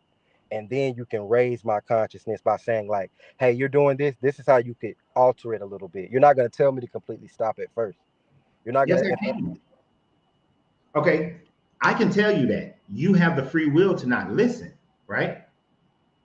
but you being a more intelligent being than me, you know I'm not going to receive it if you can't give it to me a certain way. No. If I'm carnal minded and a beast, and you come along and tell me Mahatma Gandhi, I'm not going to be able to receive that. Okay, this is why the Bible is not alchemy. Okay. Because if God was a good God, he could have just said, hey, no slavery, no genocide. And then if the people, let's say they're like you, can't receive it right then, they Yes. go do it anyway. Yes. Then he punishes them for doing the slavery and the genocide. Because is that not what he did as far as his other commandments, according to this Bible? If you wore mixed linen, if you Okay. worship, if the example that of Numbers 25, if you worship another God, he then killed 24,000 Israelites. Well, I would argue that that is the message that was brought through Christ. Is that we're no longer going to be sacrificing animals, and we're longer Wait, going to be hold retaliating on, an eye hold for an eye. on. This is way before Christ. This is back in the time frame of the Exodus. Well, that's If what I said. I don't believe that the people of Moses' time were able to receive that yet, the Christ consciousness. It took prophets like Solomon and David to reign, and lifetimes of people to that, actually like. Mario, that is the excuse that Bible believers use in order to justify this God condoning slavery and condoning genocide. Well, Is the I'm fact not that they saying that I were condone it. I'm put it like this, Cope. But I'm gonna say this. I'm glad you said that. So, do you think genocide happens within nature? Do animals commit genocide? no. So, I saw something recently that said the orca, the killer whale, that they go into different parts of the ocean and basically render it of all sharks. They eat all the sharks, kill them all, and they have basically done that in several different parts of the ocean. Would you not compare that to something like that? Or if an animal comes Okay. and it takes out an animal, so the whole ecosystem changes? I'm gonna give you that you got one animal in one situation that did that. But as a whole, in general, nature does not genocide. I mean, Mm, we can pick one example of something that's an outlier, and we can find that in any argument. well, I won't. It depends on what we're saying. When we use that word, I don't think that animals remove different species from the planet. Maybe not, but they will remove them from a whole area of an environment that they have access to. Like wolves will come into You an area where there are different smaller um like animals that rabbits and things like that, and they will clear that area of that animal over the span of a certain amount of time. You get what the I'm saying? the only time the see this is what I'm two things. Okay. One, you're cherry picking like how people do through the Bible. Okay, I'm not trying to. Now you're cherry picking nature to Okay. find this one instance here or one instance there, kind of like the bullfrog going into Australia and it just tearing up the ecosystem. The bullfrog was never meant to be in Australia. It was brought over, and so and it didn't have any natural predators, and so it decimated the ecology, right? Mm-hmm. So when we see, and most of the time, and I bring that up because you said the wolves. Most of the time, when wolves do that, is because they're not in the environment they were meant to be in, right? Okay. And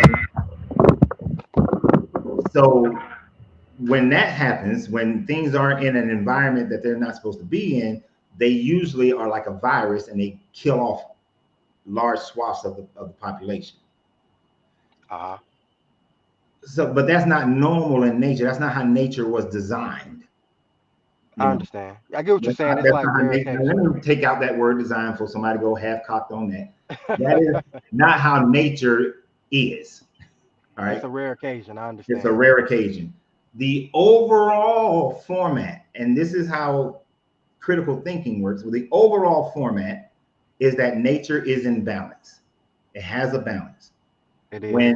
When there's a drought and there's not enough gazelles, oftentimes lions and other predators won't have children during that year Uh-huh.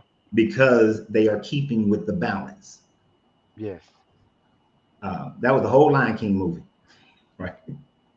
So I'm gonna say this, and I don't want it to feel like I'm loading, trying to give a loaded argument. So I'm gonna just make my point clear because I really want to have a different conversation. But Mm-mm. I'll We stand on genocide and slavery today.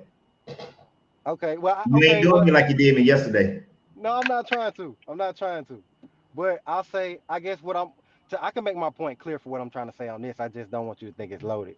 All I'm trying to say is that when I look at nature and I see some of the examples like when lions fight for dominance or when animals fight for dominance and how they act after they assert their dominance or take out another leader or how animals act amongst each other, I could understand that at one point humans, our nature was probably a lot more animalistic. We were hunters, we were gatherers, we were conquerors, we were explorers. That was our main mindset of living, was to find new land, take it over, these things. So I I guess I'll say that I'm just saying that I could understand it if in our nature we weren't able to just be elevated. I don't look at God just as God of the Bible. So that's kind of why I don't really fight for the Bible. I think the Bible is just like another remix of the truth from long ago. But I'll say that whatever we went through was an evolution too. If there's a higher consciousness, a higher God, because that's what I'm really here to stand for and push on you against is that you say you're agnostic. I just want to see if I can get you to the side of I believe in God, I just know that all of these aren't the true story of God. So Well, that's more where I'm coming from. we can agree. Okay, so the place that I can meet you at on that Okay. is that if there is a God, I agree that none of these religions are speaking of Have that the story right. have Yes. and if they have any aspects of the story, it is the base minimum of the story of the idea. Okay. So Not even the so story. my The belief is that story would indicate their whole storybook, but the existence thereof, like the behavior, the so mentality, what it would be.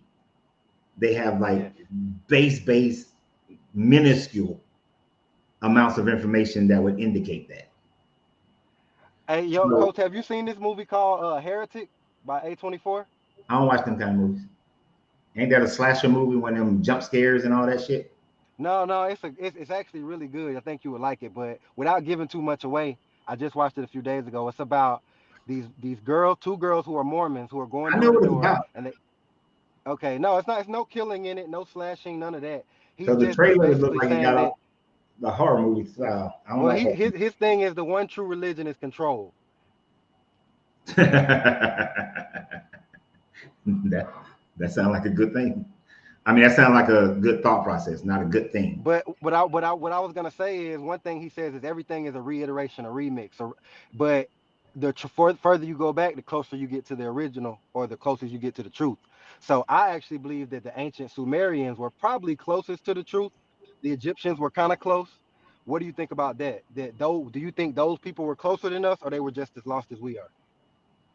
I think they were just as lost because they had these anthropomorphized versions of nature as gods.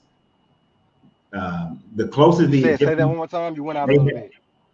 okay, so well, let me think about that for a second. If I go back to the if you go to the Kemetic ideas of the Ogdode, then that would be closer to what I think today. You know, the Ogdode was What is that belief? What is that? so the Ogdo was one of the earliest ideas of religion for the Kemetic people, where there was a energy, a source energy, and that source energy was divided up into four parts.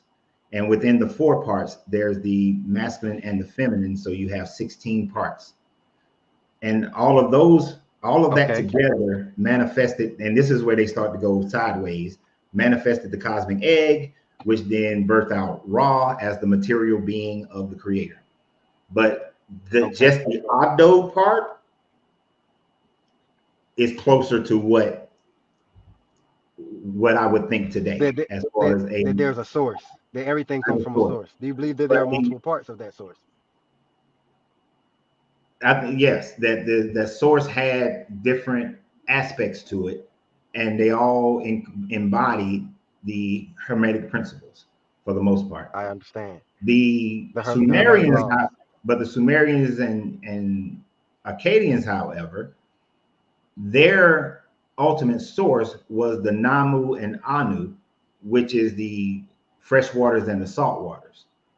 So they were never of that mindset. They started out with deities. Okay. Now it had the masculine And I and was the gonna feminine. That's about it.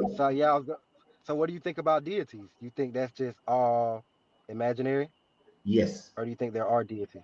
Okay. imaginary, So outside of that source that you mentioned, you think everything else is pretty much on even playing field. pretty much. Yep. Because the Okay, same. so I mean, I have to ask then, do you think that every animal or even insect shares our level of consciousness? Now, I do know there are animals that might be considered No, more intelligent than us, like a dolphin. dolphins But do aren't you more think that intelligent. there are animals that are below? Yeah, What'd you say? yeah. There are animals that are below different levels of. Yeah, that's the law of correspondence. That there are different levels of consciousness. Um, we can see different levels of consciousness in our matter form of existence right now. Whether we're Do you talking about think, from an insect to a dog to a human. okay, well, outside of that source that we mentioned and our own thoughts, do you think that there is consciousness that exists beyond the physical? There should be, based on that. Based Based on on what that. we see here in nature, there should be. Haven't proven it, Oh, can't demonstrate it, haven't observed it. But there should be, based on what we see in our existence. okay, so my question is this. So, because I do want to kind of try to stick on your topic, when it comes to the genocide and slavery, right? Hmm. I kind of already spoke a little bit on slavery, saying that my ancestors went through slavery. So I'm kind of in a way grateful. I don't wish that they had that experience, but it put me in a position I might not have been able to be in without it. But getting on to the other thing, the G one, I'll say, do you do you not? Where's your understanding on human progression? Let's say that, okay, God is not this God of the Bible, but we have progressed from that way of thinking to this way of thinking, even though there are remnants of that still today. I would say what we experience with Afghanistan and 9/11 and what's going on with Israel and Iran right now, that war is still alive and thriving. But what is your understanding on the progression from us being how we were back then and how we are now, going from strictly war minded to now we have interest in technology, in art, all of these other things more so a little bit. We weren't, our ancestors weren't strictly war minded. Nobody's ancestors were strictly war minded. Nobody was Klingons, where they were just all war minded. Um, you had innovation happening in every civilization based on their needs. So But you when I could, say that, I mean usually leaders were like also generals, weren't they? they were in their society, in many societies, they were general. The priest would have been, the priest and the leaders were, yes, generals. So that's But more so what I mean, is that it was a kind of like a strategic exploration and conquering mindset of men. no, You don't think so? Well, maybe my perspective is a little not limited. every, when, so if you're just looking at Western culture and Mediterranean history, then you will get to that point. But and you know what? You can look at other cultures around the world. So let me not just put it on the Mediterraneans. You could put every culture around the world, when there was a need of resources or someone insulted them, they would go to war. But when there Right. was no need of resources, those countries usually did not go out and conquer other people, unless you just had somebody come into leadership who that was their mentality and they convinced everybody else to follow them. But and you're Okay. gonna Well, have maybe that. like maybe my perspective is skewed because when I think about a lot of, I guess, like quote unquote great men, I think about not great, but I think about men like Genghis Khan or men like Alexander the Great or Napoleon or Mansa Musa, these people, and even like I know the Moors. I feel like a lot of influence also came with like an enforcement. I feel like to be in an authority, you also had to be able to enforce that if you were going to go outside of your small village or your region of people. You had a, and there are, we, our history records those people because of the acts that they did. Like if Shaka would have just become the king of the Zulus and didn't have all that childhood trauma and just Uh huh. maintained his little village, his, we would have never heard of Shaka Zulu. But because he had that childhood trauma and he went out and conquered all these other people out of vengeance for everybody who was disrespectful to him and his people in his mind, then we know about him, right? We know about the Right. little mustache dude because although he was originally supposed to be spying on that particular group that stole the swastika, he then got he bought into their thought process, Right. believed himself to be oppressed, believed his nation to be oppressed because of another group of people, and then people followed that his leadership. That's the only reason we know about it. If he had never been assigned to spy on that group, we'd have just known he would just been a failed artist lost to history. So we know about these Okay. people So because of those reasons. But societies, yeah, I agree. I agree to that. Their that inventions and their and that's how everything has been. Even America. is the same way. If Yeah. if George Washington would have accepted kingship of America when it was offered to him, then America would be totally different country, right? Um, and even in that, Right. America becomes America because of Western expansion, because of killing the natives, fighting against the French and fighting the British again, fighting the Mexicans, the Mexican Empire, fighting the Spanish, and all that sort of thing. So in a way, you do. I mean, I understand. We already kind of you established how you felt about. You believe in pushing back to the extent that where you can gain control of the situation, but you do also, I guess, like have an understanding that authority is also like tied to force, even if you want good for people. It's tied to power. Unfortunately, in most occasions, that's how it happens. Right. But there's something you said earlier about 5 minutes ago. Uh-huh. I think that you could have come to your understanding of life today. Now, of course, without the history happening the way it happened, you wouldn't have been born. But let's say by some wet format, your family heritage still remained the same, right? Uh-huh. But if you took away, if there was no slavery and there was no colonization at all, then the world would have still developed technologically the same way. If let's say if the Europeans, instead of colonization, would have practiced fair trade and the sharing of knowledge, which is what was happening in the Mediterranean when they were just trading knowledge and visiting each other in trades. They had still had wars, don't get me wrong. Yes. But if that process of fair trade would have happened in sub-Saharan Africa, in the Americas, you would have still seen a development of technology just by the fact of people visiting people and sharing information. Okay. I want to say this. Didn't you say you served, Coach? Yeah, Hey, for first off, thank you for your service. I don't know if I ever told you that, but I'm gonna say I commend you because you still have the mind of a peacemaker.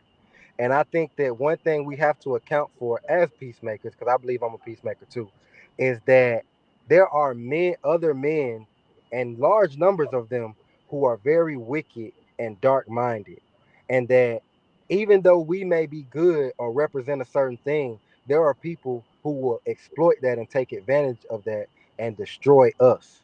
And I think that every great nation has to be aware of that if you want to actually be a good nation, you also have to be a powerful nation. You have to have people who are warriors. You have to have people who aren't afraid to go there. And maybe that even starts with hunting, because in some way, like if you grow up with hunting, you have a little bit of a different mindset than I'll say the regular person. A lot of people can't clean a fish. A lot of people can't skin a deer. They don't have the stomach for it. But yeah, I'm one of them. you exactly. But I'll say that if you want to be a good ruler or a good leader, you also still have to train warriors, and they have to be willing to to No, discipline. Now I do relate to what you said. You ain't gotta wipe everything out, but sometimes you gotta take over. yeah, and that was the point that I made 30 minutes ago, Okay. is the fact that, and let me put it in a alchemical format for you. I like that. Well, a hermetic format, actually. Uh-huh. Although my mind and my emotions exist on a higher plane of thought, I realize that I'd have to deal with the reality of the world's mind and the vibration that it is on. So Yes. if for some stupid reason I became president of America, of the United States, although I know the good that I would do, I still know that I got to protect the country and have a strong military in order to make sure that those who would want to take advantage, Yes. they think twice before they And not F only that, you have to stop a future threat too. So you have to make sure that if I do something to these people, am I gonna have to worry about these other people? Or when I do something to them, and am I gonna have to worry about 5 generations from now when I'm gone, them rising back up against my people? well, see, what I wouldn't do is genocide the people. Yeah, I'm not saying that. Alexander, see Alexander, and I would never call him Alexander the Great, but Alexander, the Greek mindset actually demonstrates that you don't have to genocide. The main way that they were able to maintain their empire, and if he would not have died, that empire would have lasted way longer, is because their process of Hellenization, which was finding commonalities between the people that they conquered and themselves, and then he promoted intermarriage, so that I'm Greek, you're Persian. I'm going to promote the Greeks and the Persian marrying each other, so that the child is both Greek and Persian, and then the grandchild, I'm promoting that the child gets with somebody else who's both Greek and Persian, so that the grandchild has ties to both. He tied those lineages together. He tied the lineages together everywhere he went, which allowed for their kingdom to last. The Romans did a similar thing, but they did it in a way of granting citizenship into the Rome, to becoming Roman, so that the people would integrate into them as well. And that's why their empire was able to last as long. Yes. And you can see how United States finally came to that realization that if you want to keep it, you got to integrate the people so that they feel as one, right? And not harp on and not stay on the other side. So, like if I was president of America, especially back in the day, if you don't want to have Shays Rebellion, if you don't want to have Harper's Ferry, you don't want to have all those things, then you have to cease the oppression and integrate the people so that they have equality within your system. So when we was talking about them, when you were saying that becoming, learning their culture, learning their ways, you can't do it with an oppression tapped on top of, sitting on top of it. It has to be done where the people feel balanced. And that's why I brought up President Kagame in Rwanda. When the war was finally over, he didn't then go back and oppress the Hutus as they were oppressed prior to that. He didn't oppress the Tutsis. Okay, well let me ask this: Do you support the mixing of all races, the mixing of all people, like as far as living together and procreating together? Oh, I sure do. On a fair and equal situation, I promote one world government where there are no nations, there are no borders. We all are just citizens of Earth, and we all have equal opportunities on Earth. But see, that's the thing. You have to create equal opportunities. You can't say like how in South Africa during apartheid, oh, if you're black, you can only go to this school. And even if you can go to this school, you got to be able to have a uniform, and you got to pay. Do you not worry about, like, okay, let's think about that. Like, say the world is united. Say there's one group of people who they're really not united. Their plan is to overcome everybody and exploit everyone's unity. Do you think that it could be problematic if everyone is open arms and there's a group of people who are actually not, who have malicious intentions? You're always going to have some people who are going to go against whatever system is in place. You're never going to have total appreciation for or unity. That's an impossible dream. But what you have to do is make it where that group is so small and ostracized that the overwhelming majority of people will not support what they are doing. So when you look at countries like Sweden and Denmark, those secular countries, they've created a balance within their government where those who don't like how the government is functioning are such a small, minute group that the overwhelming majority of people will never go their route, because those people got the best health care, the best education, the best quality of life of most other countries in the world. They got the lowest amount of people in prison, and even their prisons, shit. I was like, hell, I go to their prison. Their prison nice. Okay, well let me ask this. how close is Christ, well, the teachings of Christ, all the ones that you've read, to the mindset that you believe we should have? Very far and away, Okay. because the teachings of Christ still allows for slavery and the property value of women. Okay. So are those your two, pretty much like the genocide, the slavery, and the relationship of man to woman? Those are your three big issues with And the book. well, and then add in the the thought process that whatever the government is, then that's the government that God wanted you born under, and you should pray for that government, and that you should not rebel against that government. Okay. Because if So you have an evil government that is oppressive, according to this Christ teachings, you are not supposed to be concerned about that government and just focus on the afterlife and just obey that government. If you're a slave, remain a slave, be happy you're a slave, and then, you know, wait for the end. okay, so those are some of the things that you feel like are out of alignment. And those are major things when you think about the implications of them along every other line of life. Okay. So what about men throughout history who have, you've known that maybe they had slaves or they were involved in slavery, or like maybe a Mansa Musa or someone like that? Start over again, because I didn't I hear you. said I said do you also feel that way just about men in general who like throughout history they may have been like, let's talk about, like, I actually want to ask, how do you feel about someone like I don't want to say his name, I don't want to get the channel, but Adolf. Oh, How do you feel Mustache about Man. someone like, We call him Mustache Man on this channel. okay, yes, what do you think about someone like that? I think he's evil as hell. Okay. He was a Christian, but he's evil as hell. But he thought that he was doing right based on the Bible.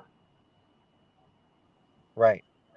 Wait, he thought he was doing right based on the Bible. Yes, So, he was very much a Christian, so why was he attacking the Jewish people? because the main teachings, the main doctrine, one of the main doctrines of that day was that the Jewish people were the ones who killed Jesus, and so those people need to be purged. That's what he believed the Bible was telling him, Okay. and that was a doctrine that was taught by the Catholic Church and the Protestant Church during that time frame. Right.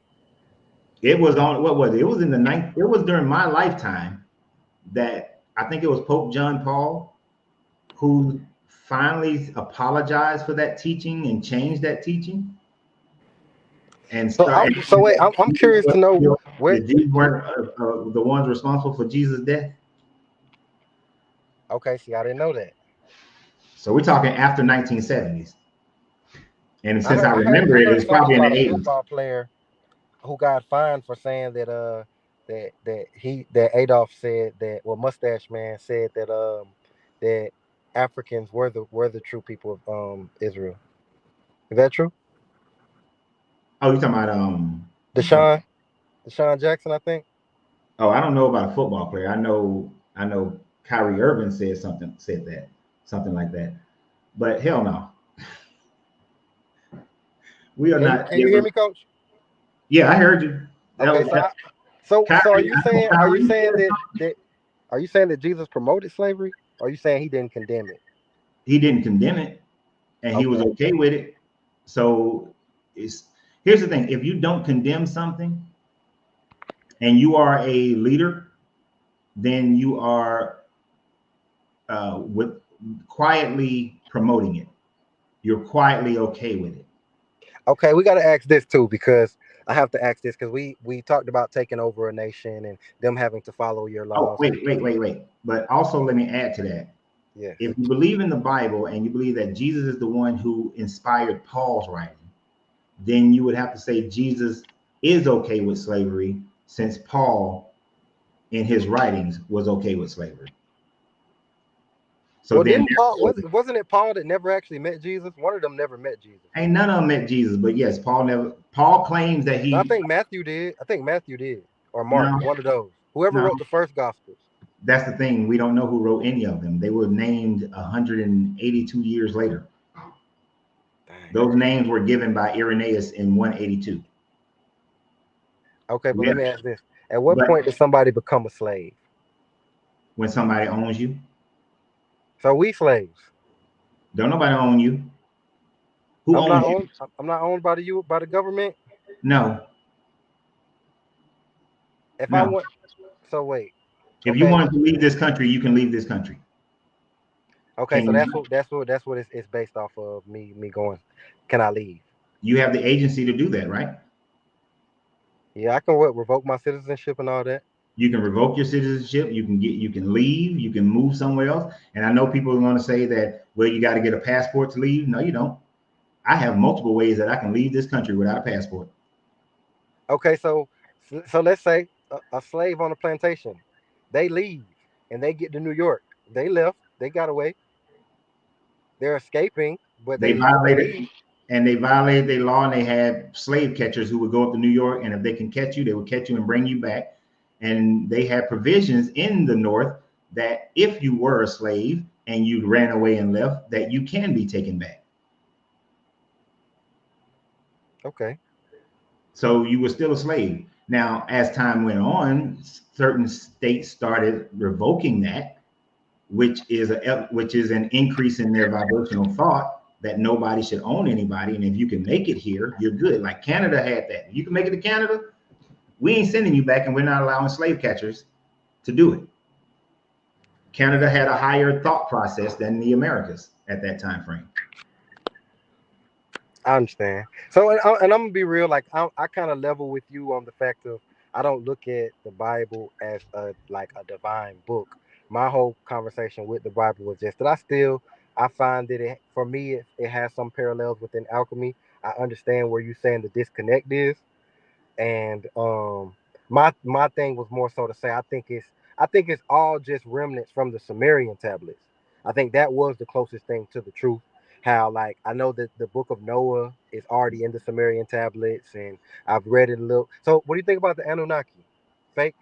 That's one of the reasons why the Sumerians were nowhere near the truth, because they believed that some space aliens came down and they were gods, and they needed to worship them and follow them and enslave themselves to them. So there is nothing relatable to true godship or deity. Well, I'm gonna say this though, like, that's still a choice whether you worship these higher beings or not. But I would actually say our life, whether we That choose wasn't for it a to, choice back then what wasn't a choice. of whether you worship them beings or not. Well, I don't think everyone followed the Sumerian laws though. There were tribes that didn't follow those, the Well, of Canaanites and course, stuff like outside that. of the Sumerian and Akkadian people, yeah. But I'm saying if you were a Sumerian or Akkadian, you had to believe in that bullshit, or you could be killed. Well, yeah, I understand that, and that goes back to what I said. I think that people started off as a much rougher version. Evolution, we had to be fine tuned over time. Over that was 5,000 6,000 years ago. But I think that they were closer to the truth in the matter of they identified that there were different aspects of God or attributes of God, and they were actually. I mean, you may say that you don't believe that they were talking to something higher, but they did exemplify what they were talking about with an advancement in technology.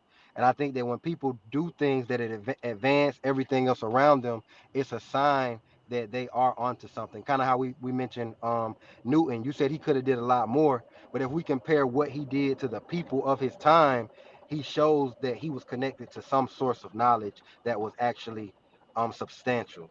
So I think that the Sumerians did the same. I think it could be said they did the same. I'm gonna always say that where there is need, there is invention, and then you will always have somebody in every civilization that far surpasses the average person in that civilization. Galileo, Copernicus, But what about when you have a all these people. civilization that surpasses all other civilizations? What about a nation Yeah, what about when you have a whole civilization that that that surpasses like in technology because they have? that raises consciousness, I'll say. It's not a raising consciousness as much as it is a greater need. So if you really quantify why did the Europeans' technology grow faster than sub-Saharan Africa or the America or the people in the Americas, right? Uh-huh. Europe developed into had a population where the land couldn't support the population. So Yes, therefore, once the population grows to that level, then innovation comes because they have to innovate in order to survive. right. So our ancestors chilling in West Africa, we were good. The land was fertile, the water was flowing. We didn't need to elevate as high. We didn't need to industrialize as much as the Europeans because we didn't have a need. We didn't need to sail around to a whole bunch of other places because we could just trade with our neighbors and the land provided. No, I believe I agree with that. That So, necessity leads to growth. and that's the only difference between those Well, I people know, but I is want to say this necessity though. and access to other people. Well, But I wanna take a stance on that and say that I think that yes, necessity does lead to growth, but there are other things that also lead to creativity and growth, and sometimes it can come from a place of relaxation or of creativity or of questioning something. When people, I think like how they already knew the whole solar system, like they already knew the layout for the solar system that we have now. I who think did? that the Sumerians, Okay. like all the Jupiter, Saturn, all that stuff, they had it placed where we still have it placed at now. And other societies knew that there were those heavenly bodies and stuff as well. The Well, what I was The just trying to say Dogons is that knew it. The well, that Ashanti what knew it. I was just saying that didn't come from necessarily a place of necessity. Something like that can come from a place of looking up and questioning and receiving some form of enlightenment or No, some type of tool that I leads don't to know enlightenment. about the receiving the enlightenment part because the Aztecs looked up and saw the same thing, and over courses of time of observation, they came to the same realizations. Well, okay, I'm gonna say this. How in tune does one have to be with the world to be able to look up and come to the realization of Jupiter, Saturn, Mars, Venus, Earth, the whole solar system? I would say even if they did that, they were way more in tune than we are. I don't think you have to be in tune; you just have to be interested. So Okay, well, I everybody, say we can agree to disagree on that. I think that you have to be in tune to manifest things or to transform or to. I think that everything is vibrations. Everything is everything, frequencies. okay, but you don't have to be in tune. Okay, so 97% of scientists are atheists. But they are interested in science. They're not in tune to some unseen force that they don't even believe in. But I think the scientist is pointing to God. Scientists is leading more scientists to believe in a designer, an That architect. that's what you think and how you feel. That has nothing to do with reality. Because Well, like I said, that you said how many percent? 3%, right? 3% of scientists believe in a god of some sort. Well, this is the stance I'll take on that. I will say a large majority, maybe 90% or more, of scientists are only studying and researching. They're not actually truly innovating in the way that CERN is. The one percenters, the top 10 percenters, these are the people who usually lead innovations within an industry. So even the smallest percent can be offering the most to a field of study, But you're like making the CERN. assumption that the ones at CERN are part of that 3% that believes in some deity. I'm saying CERN can make up a small percent of the total, but they can still lead to 80, 90% of the advancement. But that small percent doesn't is most likely that the overwhelming majority of people who work at CERN are atheists. But they're worshiping a deity. So whether they believe or not, They they're are still paying you homage. you are making an assumption that they're worshiping a deity. What do you mean? Have you seen any information aside from the people who run CERN that they got a you said they had Kali out there, right? No, you No, they said have Shiva. they got Shiva out there. Have you seen any information that tells you that the scientists who work there believe in Shiva? When we have to define belief, I would say belief means that you're willing to do a practice in the name of something. You can deny that you believe something, but if you're doing something physically to practice homage or worship to that, then I say you believe in it. No. How, I mean, if what? somebody says they believe in something and they don't practice it or even try it, I'm gonna doubt that they truly believe it. If somebody says I believe in God, but they don't pray or do anything that acknowledges God, I'm like, you don't believe in God. You're just saying that. But if somebody is praying, fasting, and doing all these things, and they say, well, I don't believe in God, I'm gonna say, well, who you worshiping something? You're religious. That's what I'm trying to say.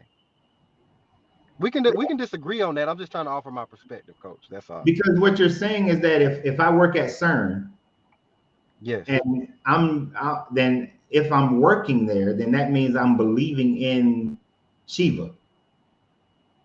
Well, I would think that working for something is a form of service. So you are serving something or someone, your company.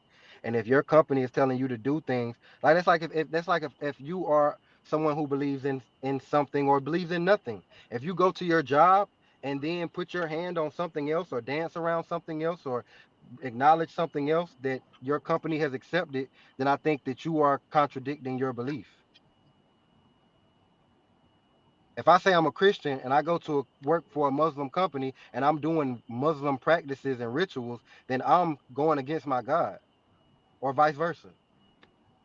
The Muslim person is not going to go into a job and be willing to do Christian practices, be willing to acknowledge a cross, or you know what I mean? Eat crackers and blood. Dude, okay, you are. mm, You might feel like it's a stretch, but I mean, if they it's got it them is a having, massive hey, stretch. but I'm gonna Be- say this, Coach. Them having Shiva Wait, on their hold land, you can on, hold on. confirm that. We got to deal with this, bro. Okay, let's do it. That is a massive, massive stretch because you have people who do work for companies where, okay, so like if you work for the Koch brothers who are hmm Christian, hmm then what you're saying that all the Muslims who work for them, all the atheists who work for them, that they shouldn't work for them because they are a Christian. The heads of that company is Christian are Christians. No, I'm saying that that job is having them do Christian practices. With CERN, I saw a documentary of them doing talking about the Hadron Collider, and they were doing ritualistic dances in the CERN facility. What documentary is this? Let me see. I'm gonna pull it up for you. What? Because I mean, I don't know. I've never seen this documentary, so I can't say yay or nay to it. But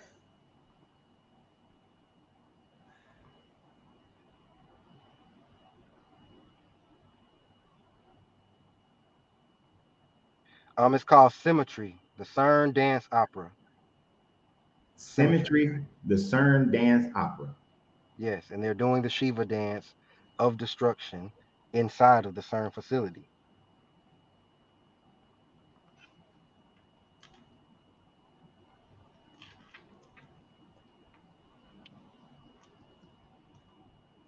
Damn, I can't spell.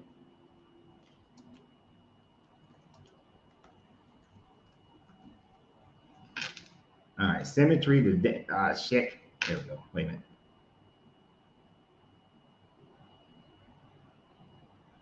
How long is this thing?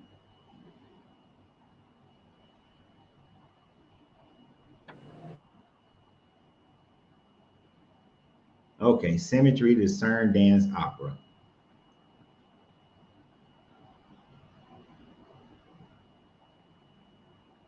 Let me see. Hold on. I want to be. Let me see if I can do this right.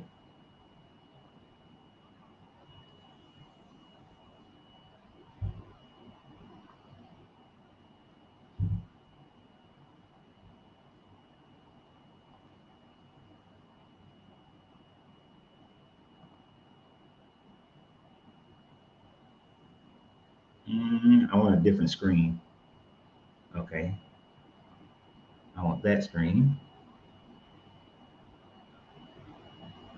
I'm learning. I'm learning on the fly here.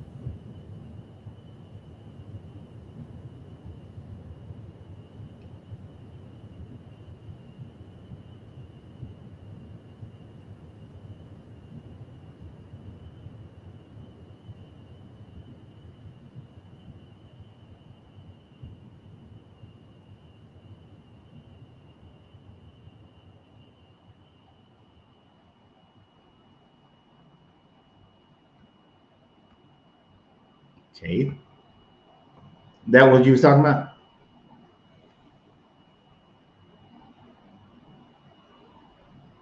You still there, Mario?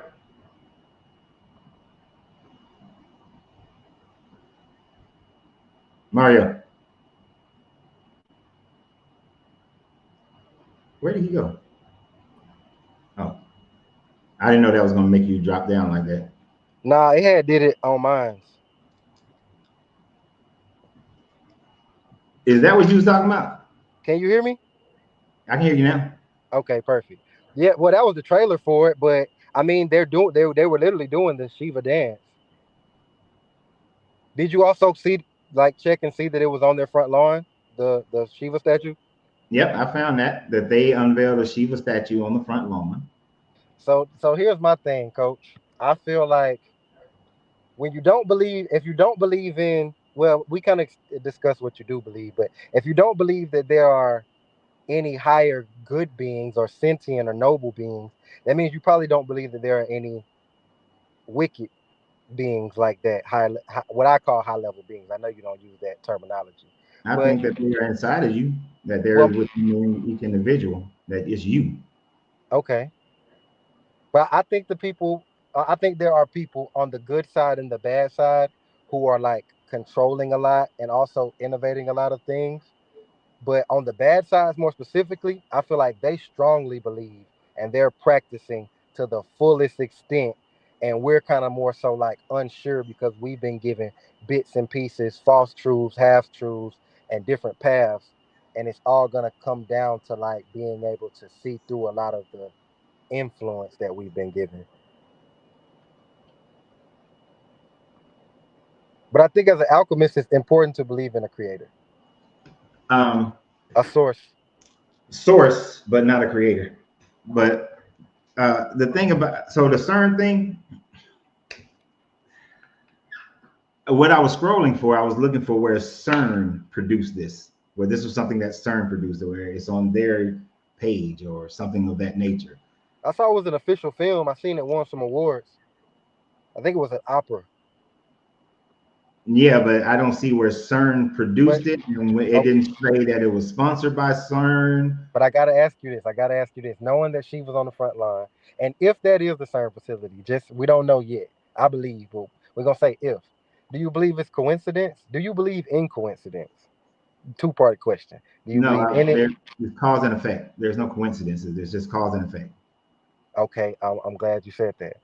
Everything is connected. Yeah, Cause, everything's connected. cause and effect. So that means you don't think that just happened by happenstance. You think that that's there for a reason.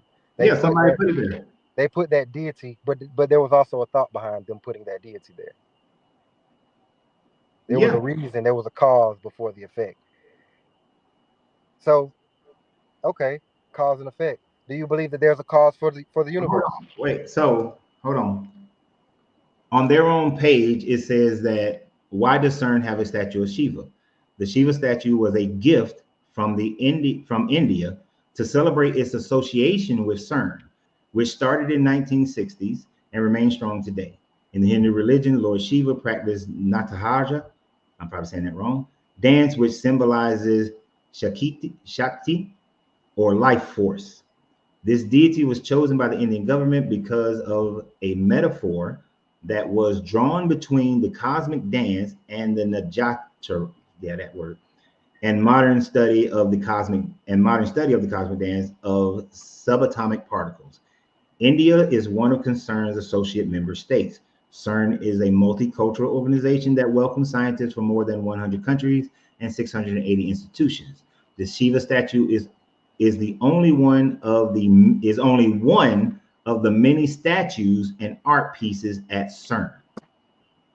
So it was a gift from the Indian who is an associate member to CERN.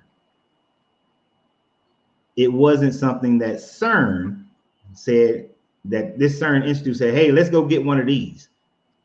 India gave it as a gift, as a metaphor between their religion and what they're doing scientifically. But we don't believe in coincidence. So why do we think it was the god Shiva, not Brahma or Vishnu? Why Shiva? Why are they doing the dance of Shiva? Because it was a gift from India. Okay, I understand. So You're saying just a natural chain of I events. sent you a Buddha statue. Let's say me and you were starting a business, right? Together. We was in a business together. And I'm one of your suppliers, right? Uh-huh.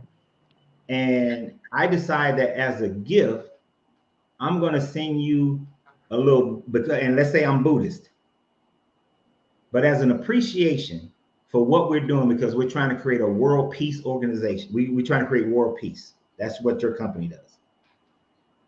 Well, symbolically, I can send you a statue of Buddha who practiced an idea of world peace. Does that, and would you, and we're member groups here, we're associated with each other, we're friends.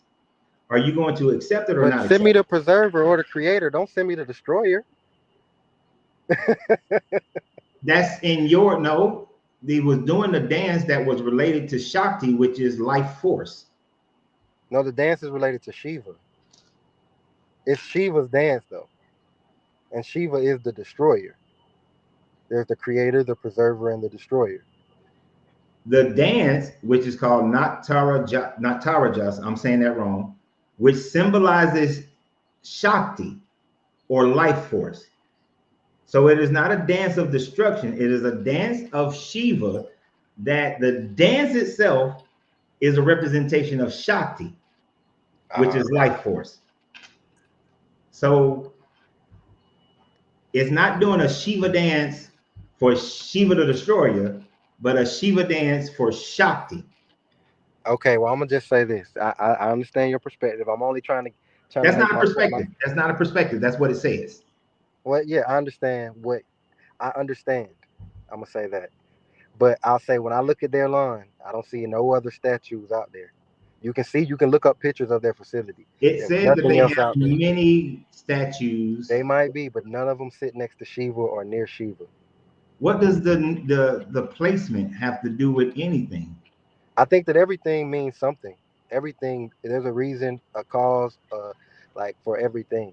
And I think my perspective is that you're writing some of the negative things off, kind of how we spoke on the music industry the other day. I think that have written like the negative entities or the dark energies, whether they're a person or not, the dark energies that people channel as non-existence, but people use them in different ways, whether it be the energy of Shaitan or Shiva or anything destructive, dark, whatever. Even if someone's using the name of God, I think that that's what's happening. I think that you've kind of written off that energy's Okay. existence, Do or you, maybe that's just us. what do you know of Shiva? I know that Shiva is a part of the Trinity. I know that Part of the um, Trinity. Shiva is a part of the Hindu Trinity. Okay. Continue. I know that I think everything is under Brahma, I believe. Brahma is the most powerful, but Shiva is the destroyer. She destroys everything so that the creator can come and recreate a new world, and the preserver preserves that world until Shiva comes and destroys it. And Okay. the cycle continues. So because you like thinking alchemical, right? Yes. Is taking something through the process of the fire, is that a negative thing? No. But it's destroying in order to create new. I mean, but this the thing. This the thing. If I put that in different terms, it may not make sense to you. Like if I said I'm gonna burn this house down to make a new house, you might say no, we could repair this house. If I But say I'm gonna burn this human to recreate them, you would be like, wait a minute. If I said I was gonna do that with the earth, you might look at it differently. That's my point.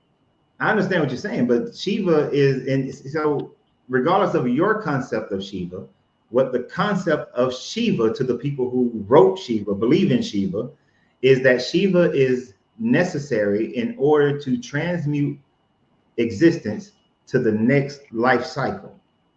I So understand. when a forest fire happens, when the lightning strikes in California and a forest fire happens, is the forest fire revitalizes within its destruction. So Shiva is the destruction necessary in order to revitalize. I understand. Because if something is used too much, then it loses its life. Have you ever farmed before? See, I may not fish and hunt, but I know about farming. I know about farming. I haven't farmed. No. You know about farming. So if you keep growing corn on the same field, what happens to the field? What do you mean? Like it'll eventually go barren, maybe? It will. Yeah. It eventually stop growing. So I forgot who came up with the idea, who realized it, but crop rotation became vital. But within crop rotation, you let a crop grow and you let that crop die to refertilize the land. Planting, you also, if you want to really do it, you plant some alfalfa when that last crop, and let the alfalfa grow and die, and it revitalizes the soil.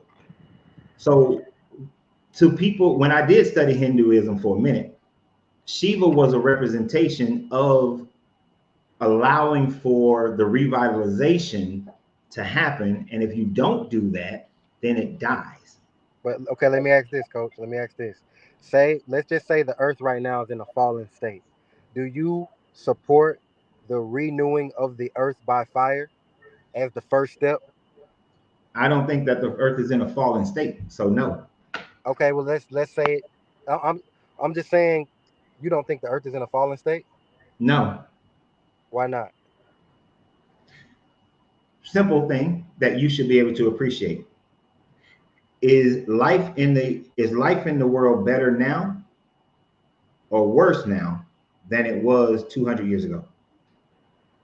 200 years ago, you said? Yeah. Um, it depends on who you ask, but I would say for a lot of people, it probably would be worse. Worse when? Um, Now or 200 years ago?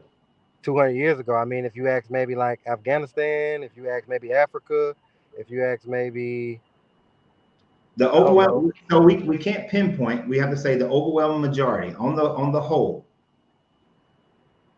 I think it's gotten margin We- like a lot better for some people, but for a lot of people, it's not much different. Okay, for the majority of people on the planet, is life better now than it was 200 years ago? I don't know. I can't answer that question, coach. I was saying I only have an American perspective, but I think the world has probably Okay, had a way different experience than me. in America, you That's don't this have to have an American expectation. Okay, this is where okay, so you practice alchemy and hermetics, you got to expand your mind beyond America. All right. So when you look at the world, and you know this, man, don't bullshit me more, Well, I Mario. mean, I see nations at war with each other. I see nuclear weapons on the rise. I feel Hold like a on, lot hold of on. stuff is going You left right now. you sound like Sharon last week, where I see all the signs of the end. No, it's not. No, I'm not even talking about the end. I'm just saying that when I look at America, it's a lot of immorality going on and stuff that I wouldn't deem okay. It's going in the wrong direction, if you ask me. Mario, Yes, 200 years ago would be 1825, yes. right? In 1825, America was involved in slavery.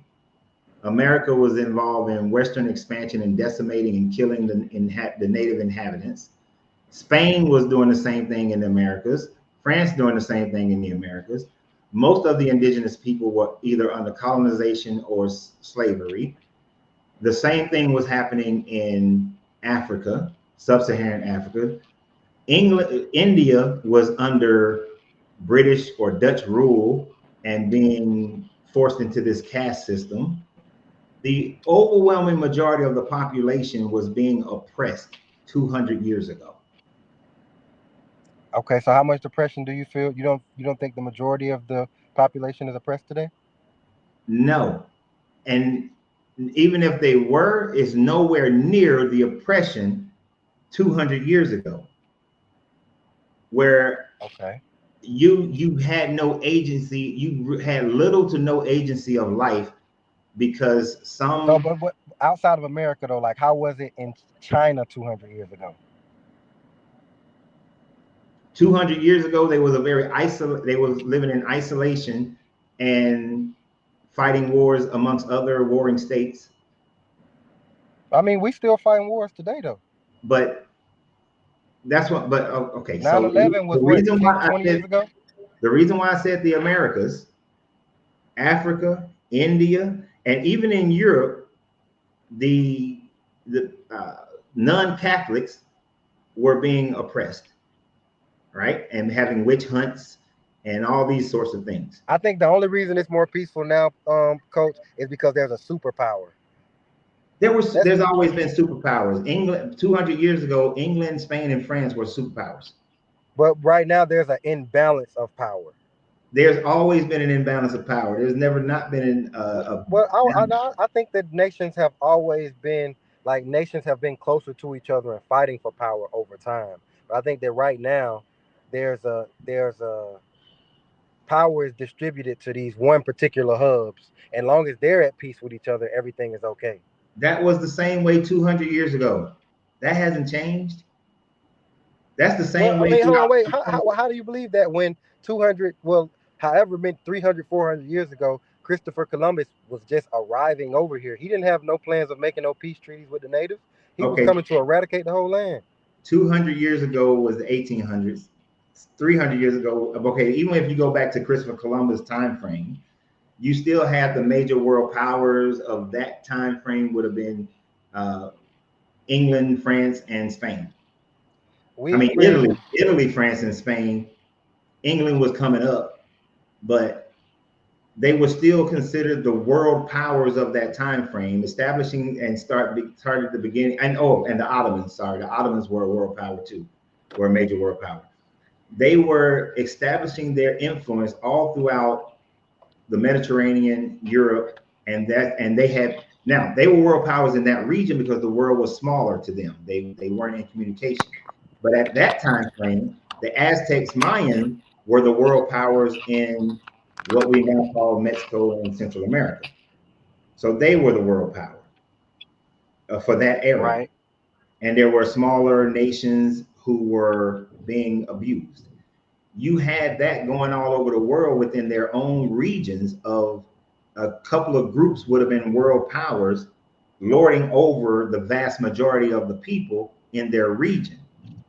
The only thing that's different is that the world is smaller now, so we can look at the whole world instead of looking at regions of the world.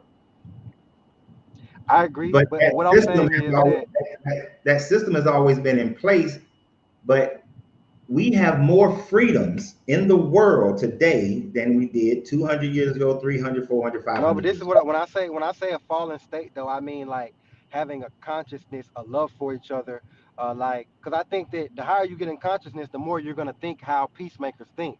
I mean, us actually thinking like people who want to create peace. Today, nations are still at war. No one really has a true sense of peace, even in a power nation like America. There was more racism or ethnocentrism 200 years ago and beyond than there is today. This Yeah, whole but thing about maybe huh? I said that may be so, but I think it's happening in cycles. So if we're talking about something like the Shiva situation and all that, then it's gonna happen in cycles of people being at a risen state. We could be as smart as we want to be, and the nuclear bombs go off tomorrow. All our intelligence, all everything we've done has only led us to our destruction. And I would say we're just as close as ever to destroying ourselves or blowing our own foot off, if you will. I don't think so. And here's the thing. This is what I've come to realize about people living in any time frame. Uh-huh. We are detached from how things were back in the day because we didn't live it. When we were growing up as children, we weren't recognizing all the bullshit that was going on around us. And we thought everything was great. Everything was fun, fun, fun, fun, fun. But then as we become adults, we start to see all the bullshit that goes on around us. And then we start thinking, because our childhood didn't have all of that, our teenage years, we didn't realize all of that. As we become adults, we start to see the world for what it is. We seem to think the world has gotten worse because our previous experience as a child and a teenager seem glorious compared to what our adult life is. And No, because we've been attached to the 200 years ago, we can't see how bad that shit was even further back. But the higher mind can see that because it takes it all into critical thinking and recognizes how bad the world was in the past and how much better it is now. well, I would say I'm coming, like I said, I'm coming from the perspective of when I think about consciousness. And I think that we have seen people who have been way more conscious and connected to what anyone would call the source than us. Right now, we're disconnected from the source. We're more connected to electronics and technology. People are not alchemical or spiritual or really transformative right now. I get that. I get that what you're saying is like over the 200 years when we were in the middle of slavery and these things were happening, we were even further removed. I get that. But what I'm Yeah, saying is if we go back on a larger scale, not just because that's still us. The last 200 years, if we're thinking about the time of the all of the earth or whatever, that's still us. We're still that fallen state. We're just kind of climbing out of it a little bit. But if we take it all the way back to the beginning, there have been civilizations who have been able to be connected to the source and create on a higher level and recognize the unseen a lot better than us. I think you're romanticizing what those people's lives were like back then. The average person, like I said yesterday, the average person was just trying to survive. The average person wasn't uh, in the temples and meditating. They might have went to temple to worship, and worship was centralized to their lives in the same way that worship has been centralized in many people who believe in a religion life. But the average person wasn't sitting there meditating and being connected and telepathically communicating with one another. The average person was just trying to survive. And when we do find relics, like that's why we know so much about the Egyptians and the Sumerians because of the cache of documentation we found.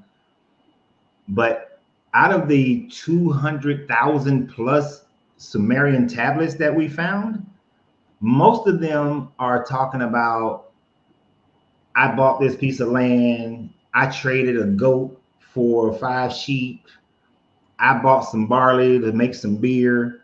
It was just everyday life shit that most No, of this is the thing that I'm trying to say though, coach. Is I think they brought the foundation and the blueprint for a lot of things that ended up being essential to our evolution, like language. Before that time, before the Sumerians, we don't really have a lot of things where people had developed any type of language or communication that we could still even comprehend or understand. To my knowledge, when I go back, the oldest I could find was like Ubaid, and there are people they know people existed 20,000 30,000 years ago, up to 300,000 years ago. But the first time we can find these types of messages and language and creations are the Sumerian and Egyptian people. So there had to be some type of extreme advancement during that time. now it doesn't take an extreme advancement to create language. Not Well, I at not think at, language is very important though. How does language a isn't person communicate beyond language? language is important, but if you want to look at the oldest things, then go and research Göbekli Tepe and Taran Tepe. They're older than the Sumerians and the Kemetics, so they were around and they were creating sculptures of what they saw in the sky. They had housing So okay, let's something while like they that were though. If still. they were creating these type of pictures, you don't believe in those things? You think they're just figments? They created sculptures of what they saw in the sky. The what do you call them things? You know, the Libras and Scorpios and all that shit. Oh, the signs. Constellations. Yes. They saw constellations in the sky and they made sculptures of those. And for them to be able to have built Göbekli Tepe and Taran Tepe, they had to be able to communicate with one another in order to do so. Are they connected to the Sumerians? No, not at all. What year would I find them? Time period? Between 12,000 and 9,000 years ago. And were they believers in God, polytheistic? What were they? Were they connected into any type of higher belief? Most likely animalism thus far. Animalism. Everything has spirits. The earth has a spirit, the tree has a spirit, the animals Do have you do you spirits, do you align with that belief? they have energy, they have consciousness. That's about as far as I go with it. So do you believe in spirit? we talked about the Spirit source and and consciousness is the same thing to me. spirit and consciousness are the same thing. Yeah, but they are not outside, but I don't see any outside of ourselves. Okay, so when I think consciousness, though, right, I think about the mind, and I will admit that the mind is obviously non-physical. Do you consider the mind instrument, like a instrument of spirit? The mind is, yeah, the consciousness is part of, the mind is part of consciousness. The mind is a part of consciousness. It's connected to the collective consciousness, but it's its own Well, individual consciousness. your consciousness is more than just your mind. Okay, so if Okay. you study in alchemy and hermetics, you have your genital, basically your genitalia brain, your gut brain, your heart brain, and your brain. I was just about to ask you about the heart brain because There are I was not inferring there. the heart brain is the biggest. My bad, coach. Go ahead. My bad. You tested my damn patience. Uh, you each one has a way of thinking, and when you connect, then and the reason why we can't say that the consciousness is just in the brain or the heart. The Egyptians thought that it was in your heart. That's why they saved the heart and they threw away the brain. But Okay. they're all connected, and this is why I use the chakra system to open up each one of those connections to understand consciousness more. That's all spirit is your consciousness, and everybody has theirs. And because our brain, our energy transmute itself out into wave patterns that other people can receive, we can call that a collective consciousness. We call that the collective consciousness. Not we call that a collective consciousness. So, but if there should be consciousness that are even higher on different planes of existence, but we can't prove it or observe it, and we have no means of verifying any contact with it. But to say that those people were at a higher level than what we are today, there's no justification of that other than romanticizing how those people live. But if you look at how they live, they were just trying to survive. They were more Okay. in balance with, sometimes they were more in balance with the earth, but Well, I mean, I think their writings are them saying that they were in contact with higher beings, even if it was the greatest among them that were, but their writings are pointing to that they had divine leadership. so does the Bible. I mean, maybe the people who instructed the Bible, some of them did have divine So did the leadership. Quran. I think that Quran has bared the fruit to show that it is of some divine leadership. So did Ron Herbert, whatever his name is, with Scientology. I mean, it's all going to be echoes of the truth. It's none of it's going to be the core truth, but it's just So one did that David demonstrates. Koresh. See, now So you're did naming Jim people I don't Jones. even know about. David Koresh is the one who was in Waco, Texas, the Branch Davidians that all burned up in that compound.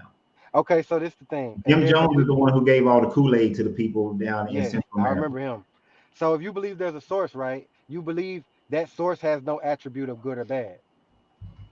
Good or bad is something that we came up with. If there is a source, it would have both, Okay, so if there is a source, but do without the we hold recognition. any morality to it? What? Do we? If there's a source, can you hold any moral standard to source? Hell yeah. How and what is that to say that you should say it should be good or it should abide by the law of the hermetics and the law of the principles we believe in? Explain the separation. So if you go to if I look at the seven hermetic laws, right, none of Mm-hmm. them really point to a favoritism of good or bad. It says that there's a law of genders, there's a law of opposites, everything vibrates, everything is connected to the all. So it really doesn't make a distinction of anything being good or bad. It really says they're the same thing. Hot and cold are just two different degrees of temperature. Right. So that if I believe that there is a source, then I don't believe it's going to even be focused on something like good or bad. I'm going to think that it's just going to be a perfection of the law. If it does anything, it's going to be through perfection of the law. Except for when it comes to, okay, so in a deeper understanding of the law of polarization, which is, so you're talking about the law. So there's a combination of the law of polarization cause and effect, vibration, and Gender. rhythm. Hold on, no, just these ones here, just those Okay. laws. All right, you have to understand. Sometimes there's you work with laws without the other laws. All right, Okay. when it comes to trying to understand something about Hermeticism. So the law of polarization is what a thing is. All right, that exists on a pole. Now, depending upon what the thing is, where it vibrates have different implications to everything else around it. Correct. So when we use the example of temperature, depending upon where the environment, a higher vibration of heat or a lower vibration of heat has different outputs that have different effects on the environment, right? So to say good or bad is going to be determined by its effect on the environment. Right. So if the earth started vibrating low in heat, then we would have an ice age, and the ice age effect on human life would be negative. Yes, I understand.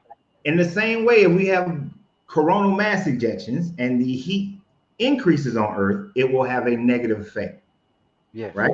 Yeah, so So yes, in that sense, there's neither good there. You could go either way, good or bad. That's why the right. happy mediums and all that kind of stuff exists.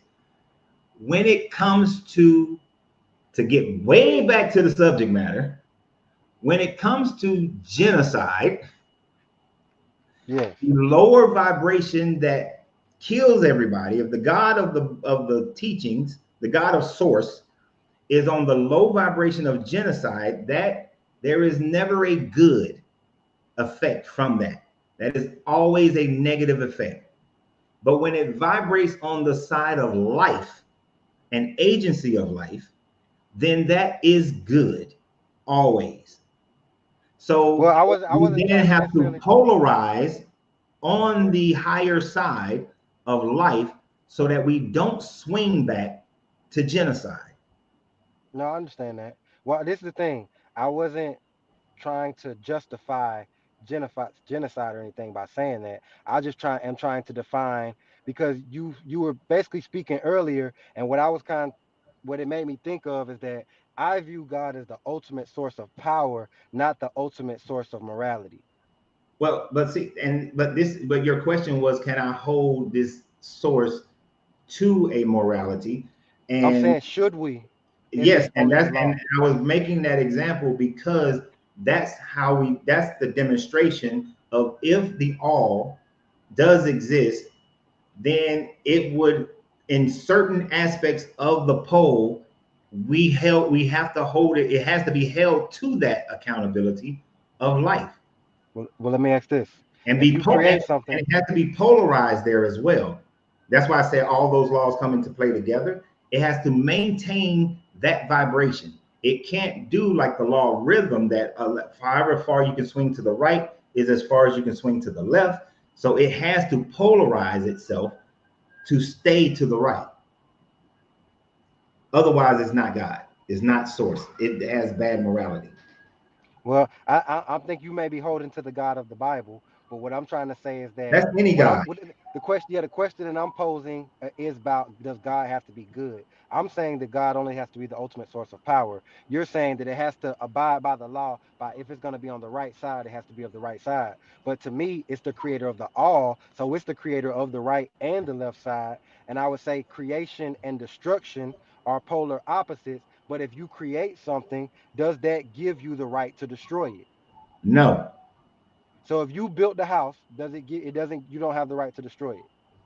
Building a house and destroying a sentient being is apples versus steaks. You're comparing Okay, so apples to steaks. if you created a whole new species, right? Yes. You don't have the right to destroy that species? No.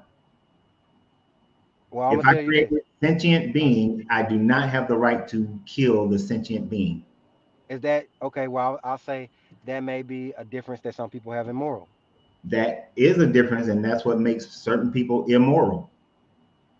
But I would say it can stand within the law though, that if you It, created something, that It does. you also can destroy something. You can, but you shouldn't.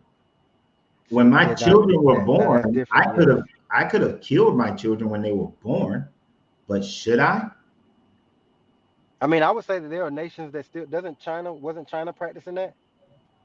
I could have killed my children when they were born, but should I? Should you? Well, Yes. I mean that Do I so have the that's right not for to me. kill my children when they were born? Do you have the right to? Well, Yes. your children were procreated, so you would have to discuss that with the other person who created Does your me children. and their mother have the right to kill them when they were born? I'm gonna say, legal in the law, no, but I would say that morally you do. You have the right to do whatever you would like to. It doesn't make you So immoral. you're saying morally, I have the right to go. Me and I can call their mother up and say, you know what, that damn Lincoln is getting on my nerves. I think we should kill him, and we have the right to go kill him right now. Morally, we can go kill him. You be fine with us going and killing my 23-year-old son. I think you framing it in a specific way, but I'm saying if you created something, you do have the right to I'm destroy it. framing it in the way that you are saying it. Yes, you saying that since me and her created Lincoln, Simone, I'm gonna and say this. I'm gonna say this. Sydney, Say, we have the give me right to go kill them right now. now. Let me make it. Let me make it realistic, because that's real. That's a real thing that has happened to people. If your son disrespects you or your wife to a certain way, yes. And you say that's morally okay.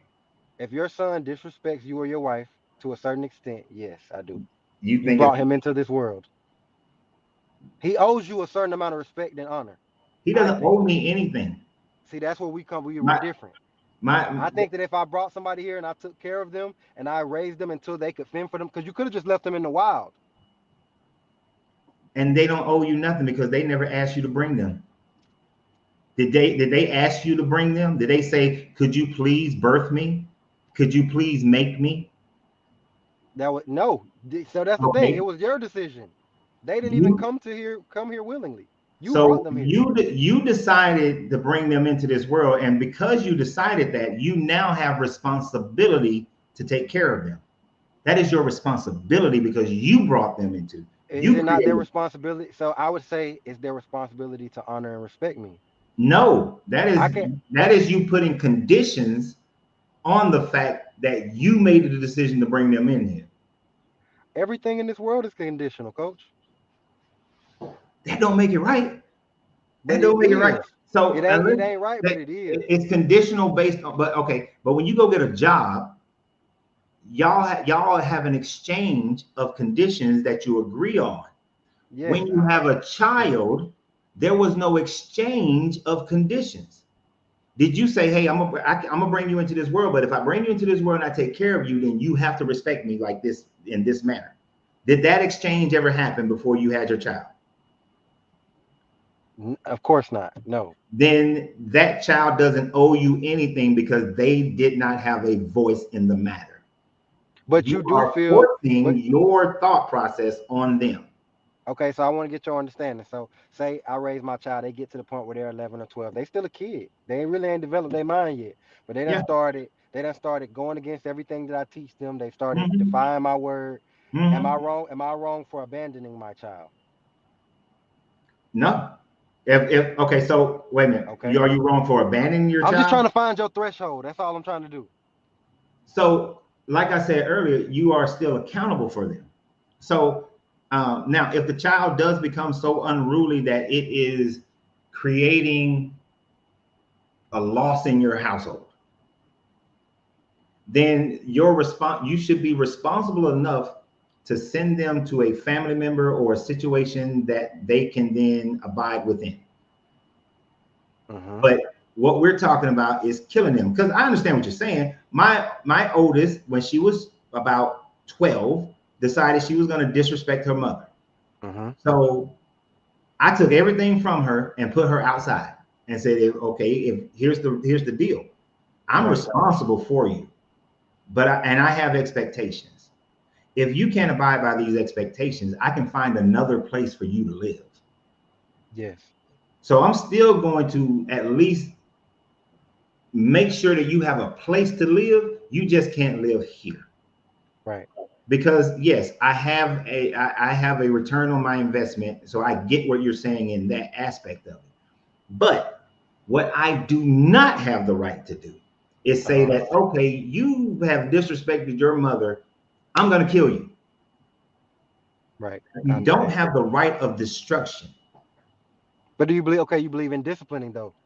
I believe, yes, you can discipline, but Okay. there are limits to the discipline. You don't have the right to kill them or enslave them or brutalize them. You Okay. don't have that right. Now I understand that. I'm just more so trying to identify what we agree on about this source. But you feel that the source has to stay within our moral code. Forget the Bible. Just if there is a Yeah, all of conscious them. source, does it have to stay within our morality? It should be above our morality. Okay, but wouldn't it be the same source that brought us higher and lower nature? Just because it create within the creation of us, there is higher and lower nature, does not mean that it should abide by the lower nature. It Well, I should know. I abide think by the the thing is higher that you're nature. separating them as like to say it should only carry and only move within the higher consciousness. But this is the same energy that brought chaos and destruction too. So it is a part of the you will experience both at some point. There will have to be a fine tuning for you to experience higher levels of consciousness. That like it brings you tornadoes and it brings you sunshine. But When it brings you thunderstorms, those those are all experiences, from the same source.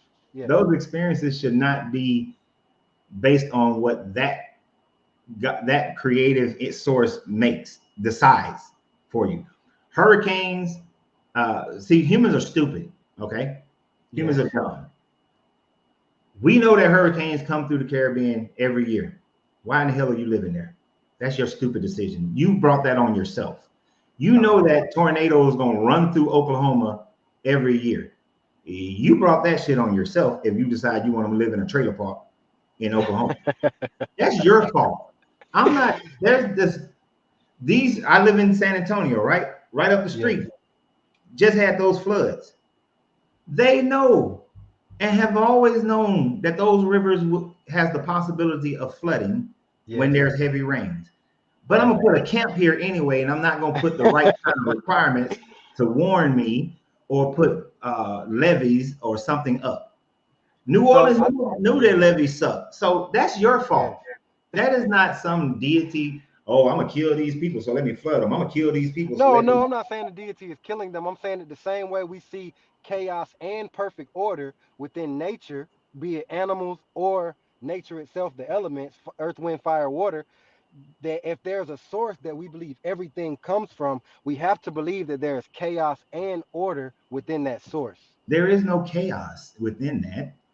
Tornadoes are not chaotic in the sense that it's an abnormality, and there is no perfect nature either.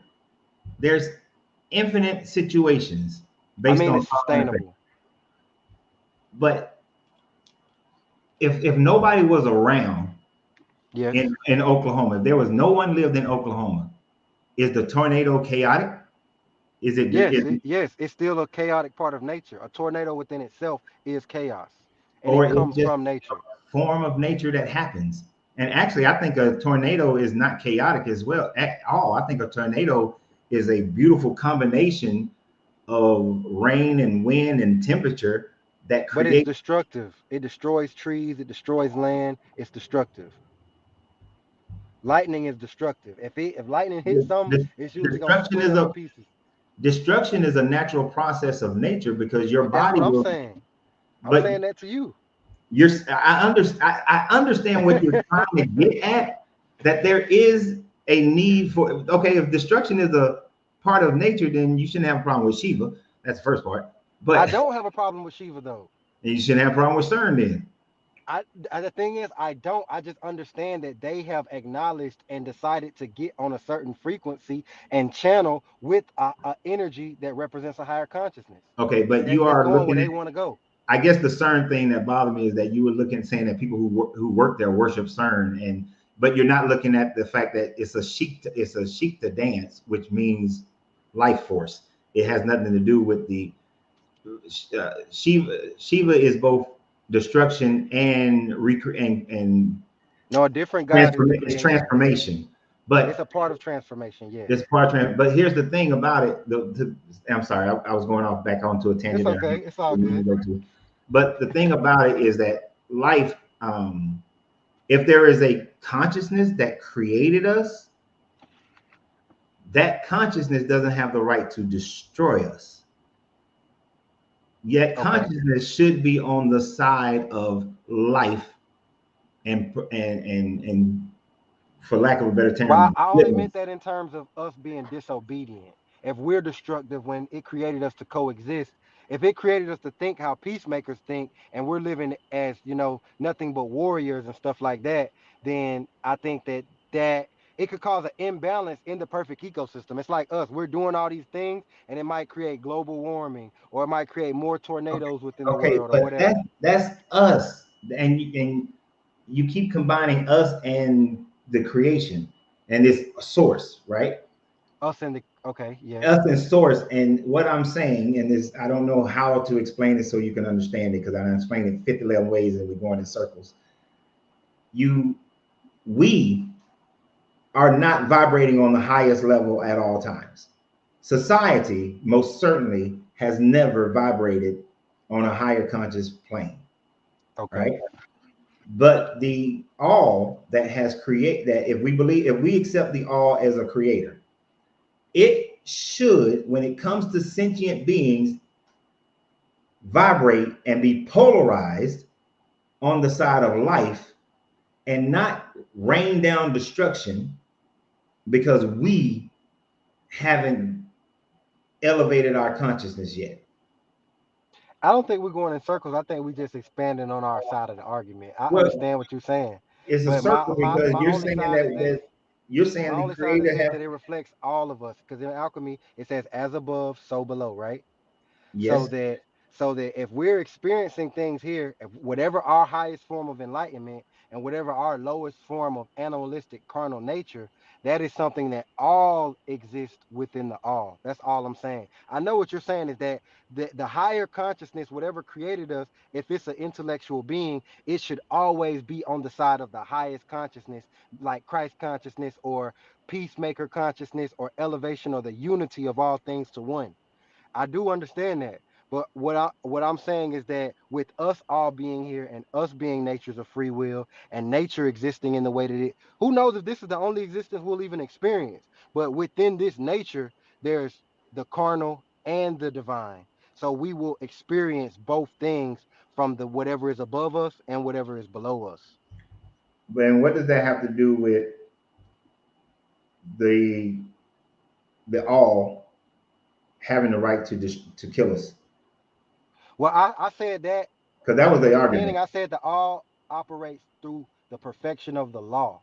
So I said that if something created something and that thing is not acting accordingly, does that thing that created something else have the right to destroy it? You use the parent thing And as an example. I said no, and you are saying that it does.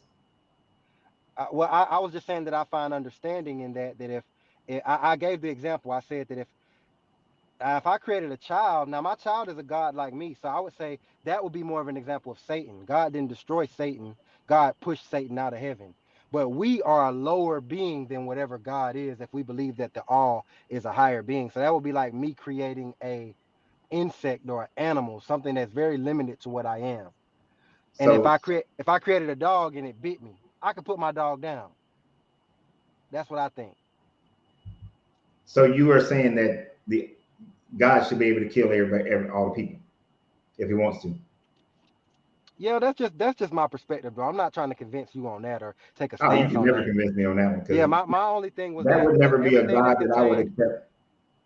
Yeah, my only thing is that God is both perfect order and chaos. I think that you're counting what I'm saying to be God as only perfect order, but I think that chaos must come from God too.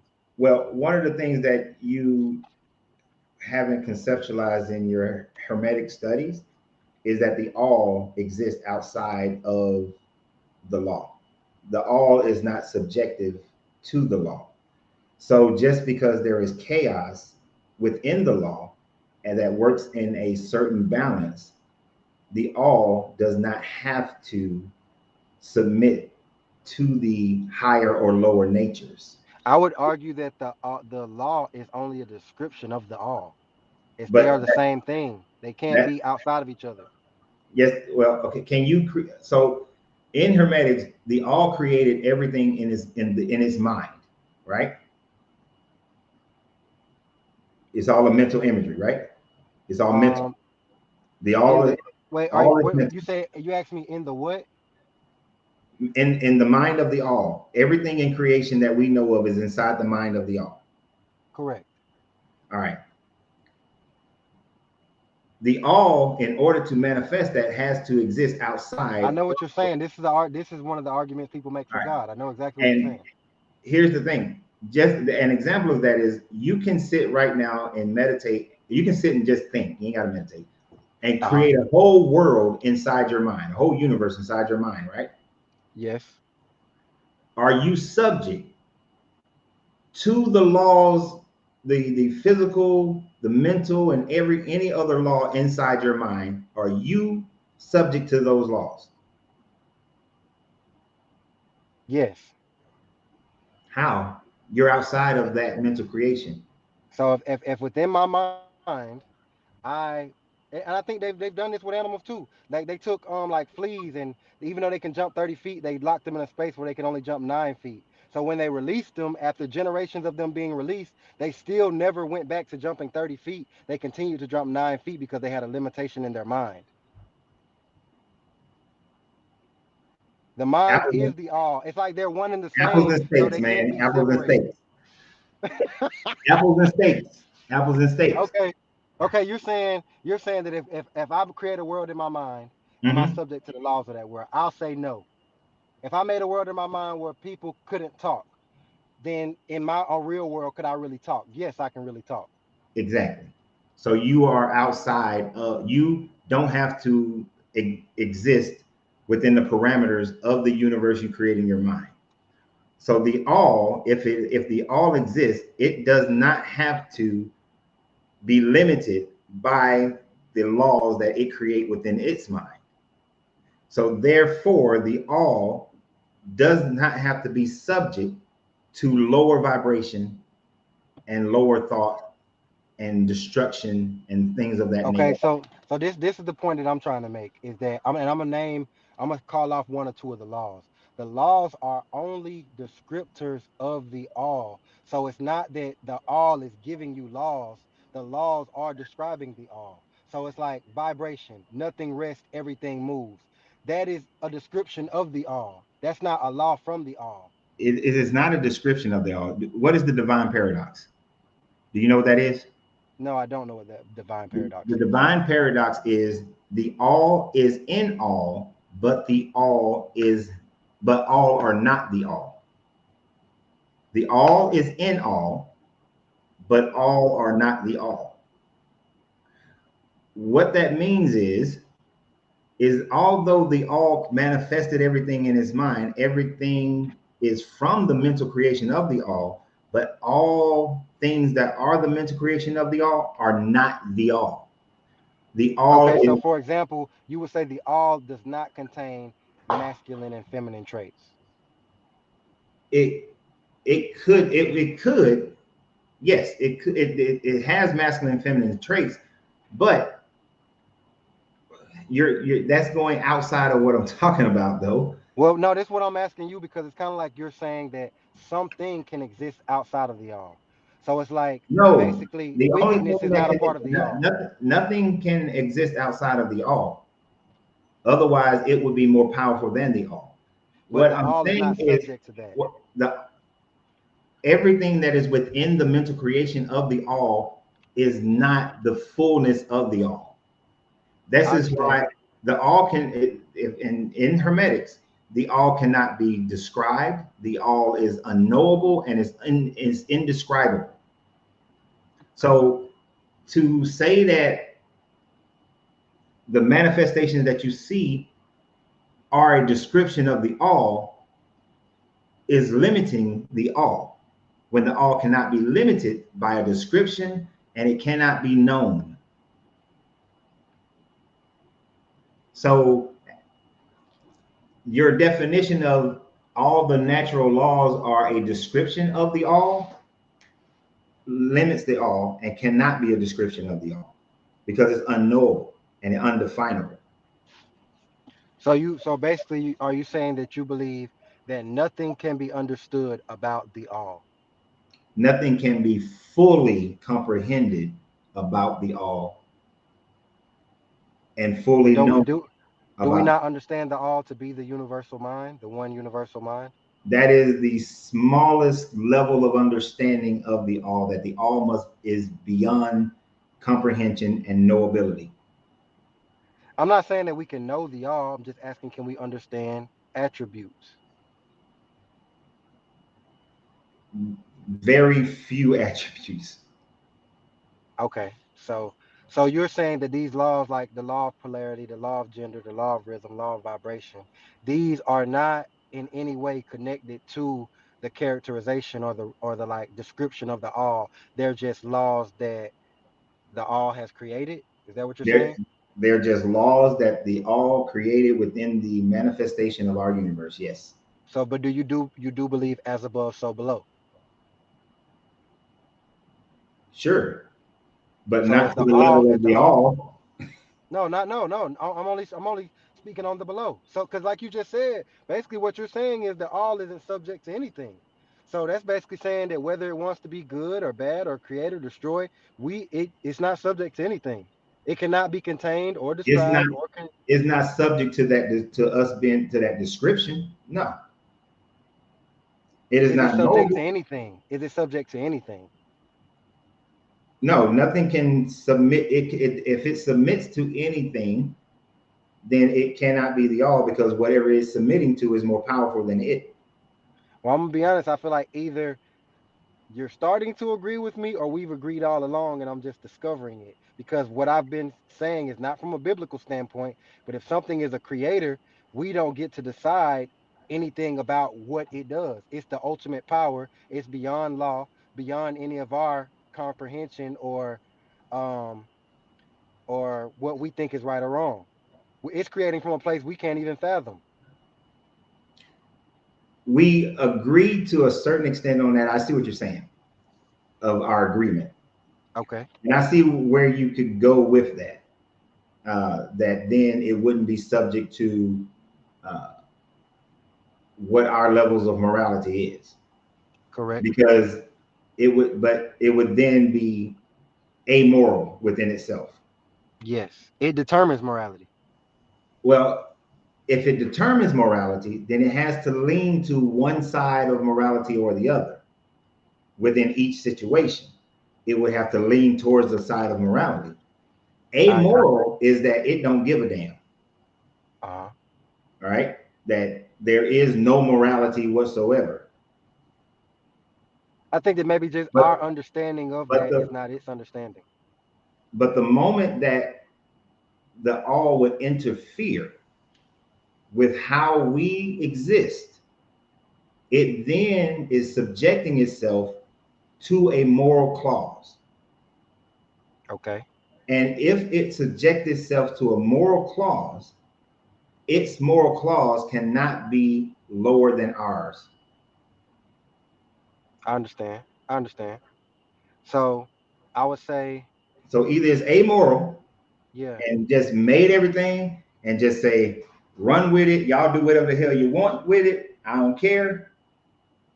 Or if its involvement with us is at our levels, then it has to be higher than our consciousness, I higher than agree. our morality, I should say.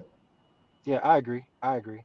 And as far as the documents we've talked about, like I said, I kind of am leaning more into the Sumerian understanding and the earliest understandings that I'm finding. And I think that everything after that kind of gets scattered and more chaotic. But I think we kind of found a level field for it today. The where we could probably do a little bit of debating more later on. I can get some more things to build upon. Uh-huh. You coming to Yeah. San Antonio When is it? When is it gonna be? October's 31st through the 2nd? I'm gonna do everything I can to be there, man. Well, I need you to reserve your room at the block of rooms that I've already sectioned out. It's a link in the description. And this is in the description for this video. Yes, Okay, bet. Well, as soon as I jump out, I'm gonna get the link and I'm gonna save all the information, man. and reserve your room. All these jokers on here. I need to see all of y'all. For sure. I'm sure it'll be a good time. Oh, it's gonna be fun. We're gonna have more fun than we have anything else. That's right. Right. We're gonna We have gonna we some gonna talk, but we're we gonna gonna have perfect fun. we're gonna perfect the great work. That'd be something. For sure. But yeah, man, I appreciate you for giving me a little time to talk today, bro. I gave you a lot of time. You gave me plenty time, plenty time. I'm sorry to anybody who was down there waiting, Ain't and nobody anybody waiting, who but felt like I wasn't making no sense. Thank you for being patient with me, Coach. no, it's all right. I try. For sure. I'll be Keep back interrupting soon. me though. I'm gonna kick your ass when I see you. Hey, I'm gonna learn to be quiet a little bit more. Listen twice as much as I talk. All right, man. All right, you have a great day, brother. You have a good one too. Appreciate it. Later. Okay. So people. So I'm glad someone else said that shit. Yeah, I know about that whole flooding and all that. All right, so that was a good show today. Y'all got me for another 3.5 hours. Y'all been getting me for these 3.5 hour shows. This shit supposed to just be 2 hours. Now I got to rush to do the other stuff. So I appreciate everybody for being here. I'm going to call it a day. I will be here tomorrow. Tomorrow's Wednesday. Yes, so we will be here at 12 noon Eastern Standard Time tomorrow. We still didn't even talk about what. You know what? I gotta talk about this, and then I gotta talk about this real quick. No. I'm gonna make a separate video about this. I'm gonna make a separate video about this. I'm gonna make a separate video about that. Okay, so watch out for a video where I'm gonna talk about slavery and genocide and how this landmass is within the red is the promised area of Abraham. And if you believe in the Bible, then you should support them genociding and enslaving any of the people within that area. So I'm going to make that video after I eat lunch. So look for that video to be downloaded in the next couple hours. So I appreciate you guys, and I will talk to you tomorrow. Y'all have a great day. Always remember you have to free yourself to be yourself because your greatness is non-negotiable. Good journey, good vibrations.